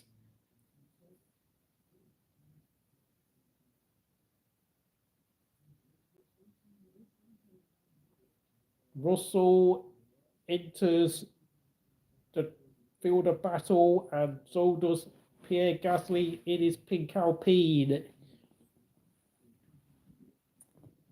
Okay, that's interesting. Yeah, 23 degrees Celsius. That's, like I said, that's an Australian winter in some parts of that country. To be honest, the only properly successful drivers Red Bull have produced have been Verstappen, Vettel, and Webber. I think that's a bit harsh to exclude Daniel Ricciardo, because he did win like 7 races with them. Whilst, I mean, Mark Webber took all 9 of his race wins at Red Bull only, because, of course, he failed to win at Williams, Jaguar, and, of course, Minardi. Oh, let's face it, no one ever scored a podium with Minardi, so there's that.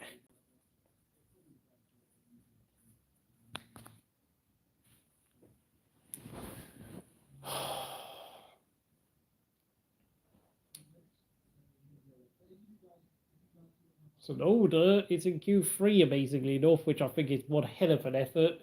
Tsunoda starts his flying lap.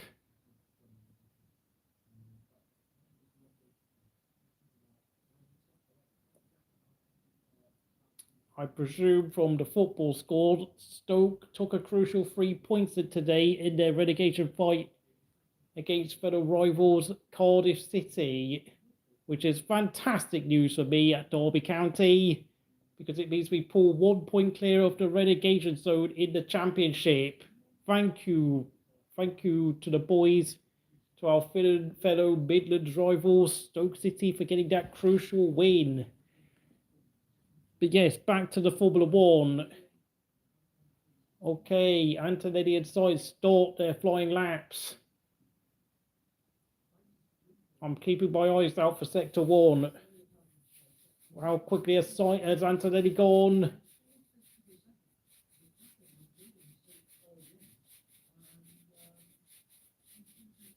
Okay, so Tsunoda has a purple Sector 1 of a 29.217. Tsunoda purple again, 39.41. What is Yuki cooking up in his sushi pot tonight? Could we be about to see Verstappen out-qualified for the first time this season at Red Bull? Tsunoda heads for the line. What, 31.637 by Yuki. Verstappen, only second quickest, 32.05. That's really slow. Piastri starts his flying lap, and so will Norris in a few hundred meters time. Rest in peace, Dennis Law, yes. Man United, the Man City legend, but Antonelli goes fastest with a 31.49. Impressively, decently quick, and of course, Mercedes do have a quicker car than Red Bull. I've not been able to say that for quite a long time. Sainz splits the two Red Bulls. My God, Red Bull are under serious pressure, to be honest. And Max Verstappen is looking a bit off the boil. 30.36 by George Russell. What a whopper of a lap that was by the man from Kingston in Norfolk. Gasly goes 4th quickest, just behind Tsunoda and ahead of Carlos Sainz. Gasly a 31.74. Hamilton's second quickest, 31.4, but he's still over a second slower than Russell. What a lap that was by Russell, and I think only the two McLarens will beat that lap time by Russell. We've got less than 7 minutes to go of qualifying. We're getting a bit tense here. Leclerc second quickest. Once again, Hamilton getting picked by Leclerc. And Piastri goes fastest to the surprise of no one, 30.23. Verstappen pits. Norris goes only third fastest of 30.39 there by, oh dear, that's about almost 2/10 slower than Piastri. I think McLaren might have a new lead driver, to be honest.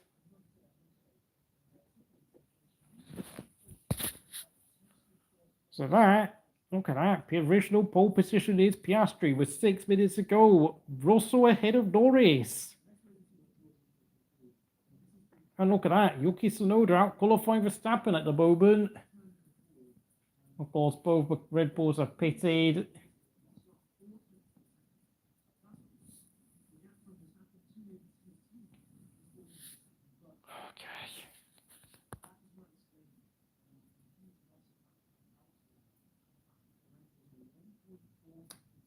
Red Bull, I'm going to look at the sector times.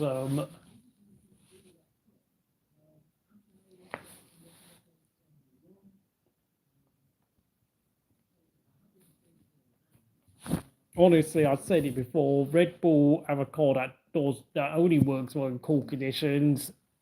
Because at Suzuka, the weather was a lot cooler and milder than what it is in Bahrain. So, and I think in hot conditions, I think the tyres just heat up way too much, and it's just not working.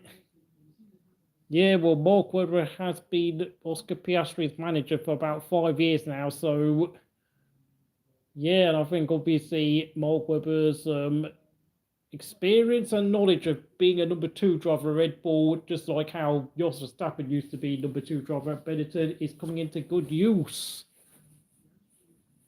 Everyone has pitted, 4.5 minutes to go. Everyone is getting their new tyres on, ready for one final dash on the Sakhir International Circuit here in Bahrain. The home Grand Prix of the investment group that owns Team McLaren. Their cars are sitting first and third place. Norris will be desperate to get a move on. Antonelli's gone to 10th. He's had his lap time deleted. Antonelli lap time deleted, folks. I know my application has not updated. Hamilton deleted. Hamilton and Antonelli have had their lap times deleted. 9th and 10th for those two. So Antonelli and Hamilton need to get a move on, really, because otherwise they will remain where they are. Tsunoda is the first one to depart the pit lane. Can he improve upon a 31.637?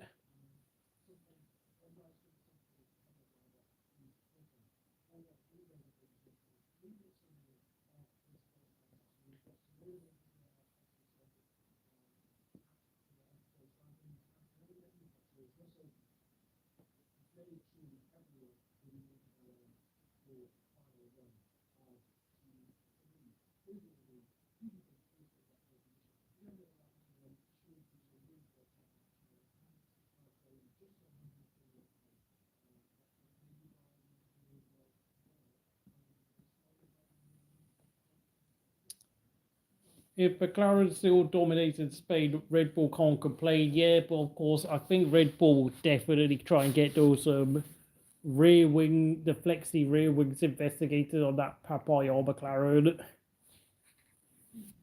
You know what it's like in F1. Like Christian Horner especially likes to go for people's scamps quite regularly, especially when his team is losing.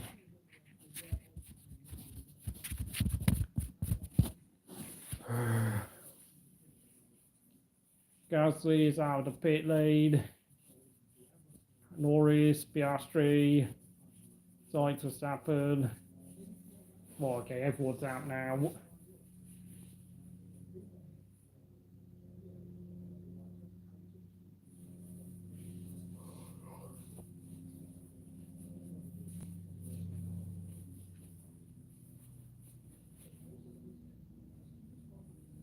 Oh, wait, hang on a minute. Has Hulkenberg been penalised? Because it looks like, what's it, from my typing screen, I can see on my TV screen, Ocon has been put in 14th, Albon in 15th, and I think Hulkenberg has been dropped 2 positions down in 16th place, down to 16th place. So, yeah, I don't know whether he picked up a penalty this weekend, but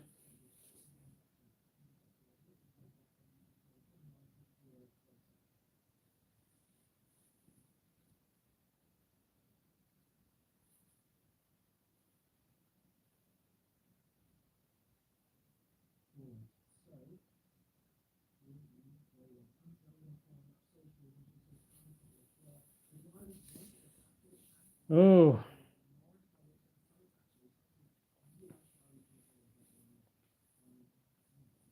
Jack Brabham pushed his car over the line at, what was it, the 1959 F1 World Championship, and won the championship for, what was it, the first time ever in 1959? Yeah. I mean, Jack Brabham and Graham Hill were late starters in F1, but of course, they debuted back in the 1950s, where there were drivers who were in their, well, over the age of 50 racing back then, like Louis Chiron and Luigi Fagioli. Okay, Piastri, Verstappen, and Tsunoda, and Norris will start their flying laps. Let's see what is Verstappen's first sector looks like. 10 seconds to go.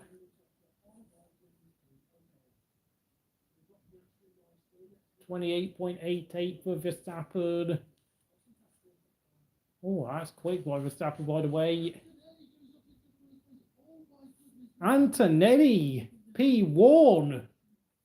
30.21. Oh, Russell goes even quicker. 30.009. Hamilton only 5th. It's a Mercedes front row provisionally. Leclerc, second quickest. Dislodges Antonelli. Gasly. He's only 4th quickest. Great lap by the Frenchman. Very good effort once again. Verstappen comes onto the start finish line. What can he do? Only 7th quickest for Max. That's not very good. Piastri. What can the 2 McLarens do? They've dropped to 5th and 6th. Piastri comes to the checkered flag. Oh, 29.84 by the Australian. Norris is stuck in 6th. Oh my God, Norris didn't even improve on his previous lap. That's a disaster for Norris.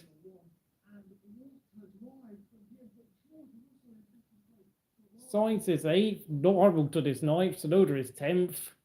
But Norris gets out qualified. Norris has been out qualified by Pierre Gasly and Kimi Antonelli. That is a disaster for Lando. That's not good enough by Norris. Really not good enough. I've criticised him for a good reason. Yeah, Damon Hill was an exception, by the way, but I mean, my God, Lando Norris is going to be starting just in front of Max Verstappen in a significantly faster McLaren. Not good enough there by the 5-time Grand Prix winner. Not good enough by Lando Norris. I've criticised him for good reason.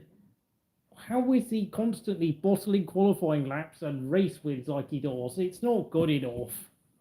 When the pressure is on, you can always count upon Lando Norris to snatch defeat from the jaws of victory.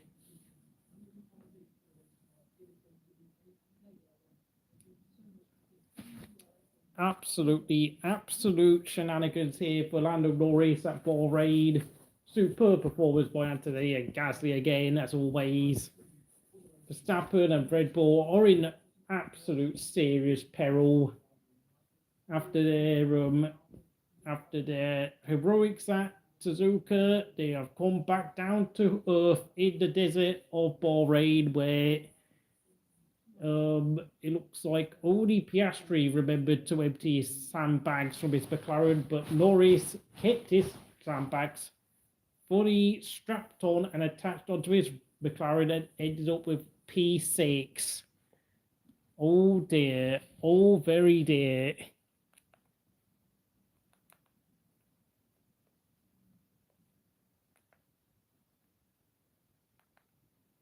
Not good enough by Mr. Norris, last year's championship runner-up. He will be kicking himself for bottling that qualifying lap. Honestly, it's not good enough. It's not good enough. Yeah, Leclerc is massively out-qualifying that Ferrari, and I think it's safe to say, Hamilton was, what, nearly 6 tenths slower than Leclerc.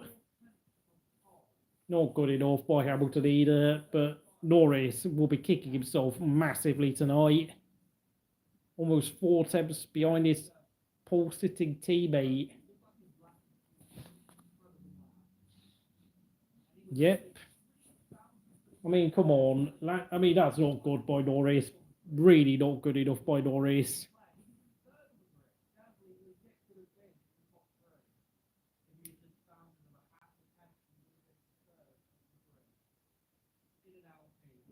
My God, Gasly was only half a hundredth of a second away from qualifying third.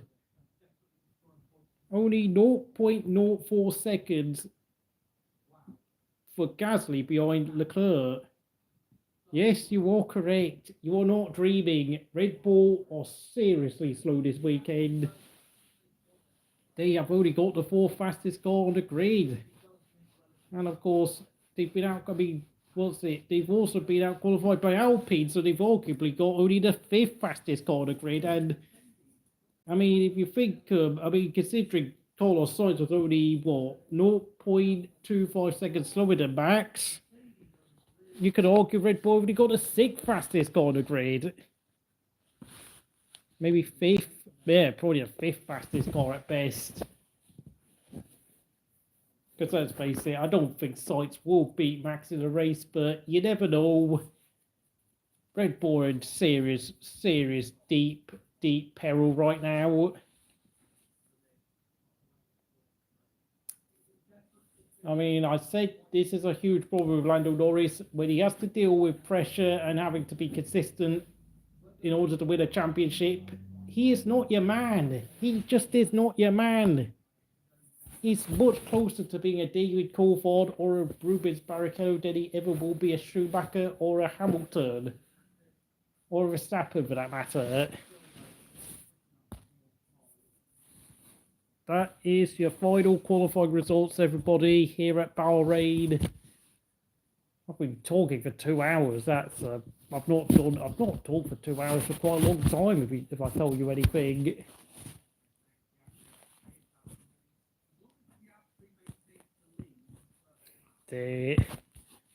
Well, I'll tell you this: Haas are going to be working hard tonight to fix Esty Bestie's little car. I mean, I bet you Flavio Briatore is secretly grinning his face off for seeing Ocon plough his car into the barriers tonight.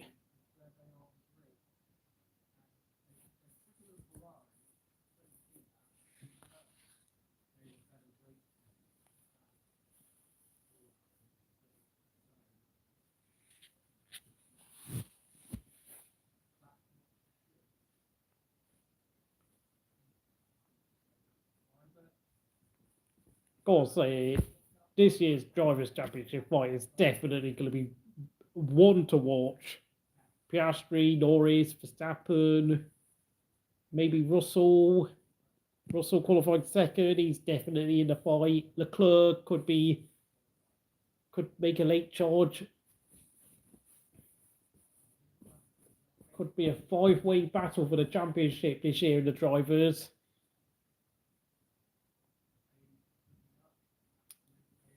Oh, right, okay. So McLaren are now focusing on Formula 3. Yeah, well done to Ferrari. I'll say this. I mean, with Leclerc at the wheel, they do have a quick call with Shalalalala. Not so much with Sir Lewis Hamilton, who is definitely winding his career down now. 0-0 between at the Emirates. But apparently, someone offered me a ticket to go and watch the game, but I kind of knew after their heroics on Tuesday night that this Arsenal team would be a little bit gassed out. So yeah, I mean, good thing I decided to sit at home and watch qualifying with my wonderful viewers. Everyone in the chat, who of course always loyal, always keeping the channel running as always. Vettel, Hamilton, Roxford.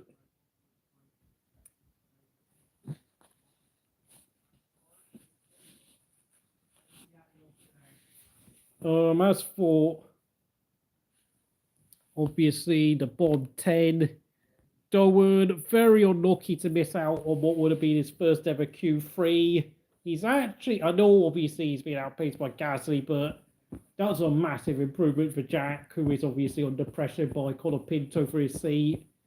Hadjar for the first, Hadjar had a bit of an average session, but he still outqualifies Lawson by quite a margin. Aston Martin are seriously struggling.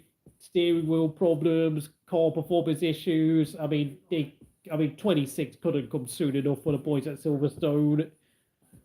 Ocon can only blame himself. Oh, and it's the first ever McLaren pole position at Bahrain. Thank you for telling me that statistics. Albon out-qualified by Sainz for the first time in their teammate partnership.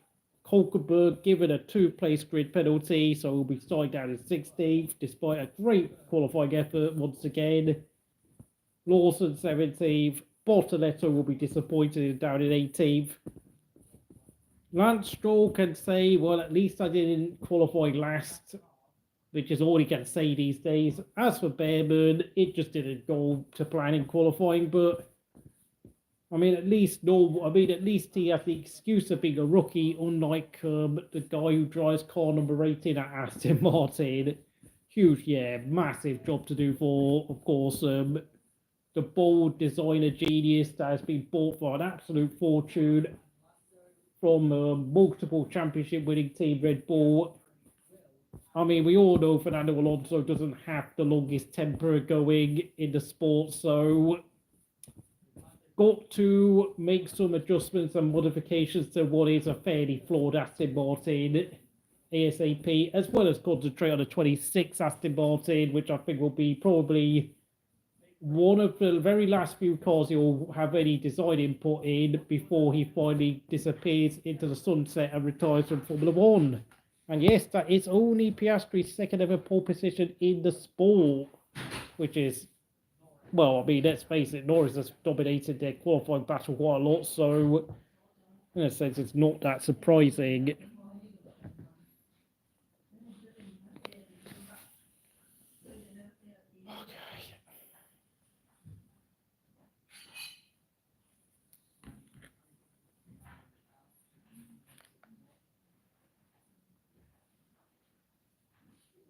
Yeah, I mean, very long career, but of course, I will be signing off here at Crystal Racing. Thank you for coming to the stream. I don't know if I will do a live stream tomorrow for the race, but I am planning on going on a day out tomorrow, but of course, if I do miss the race, I'll do a post-race stream instead.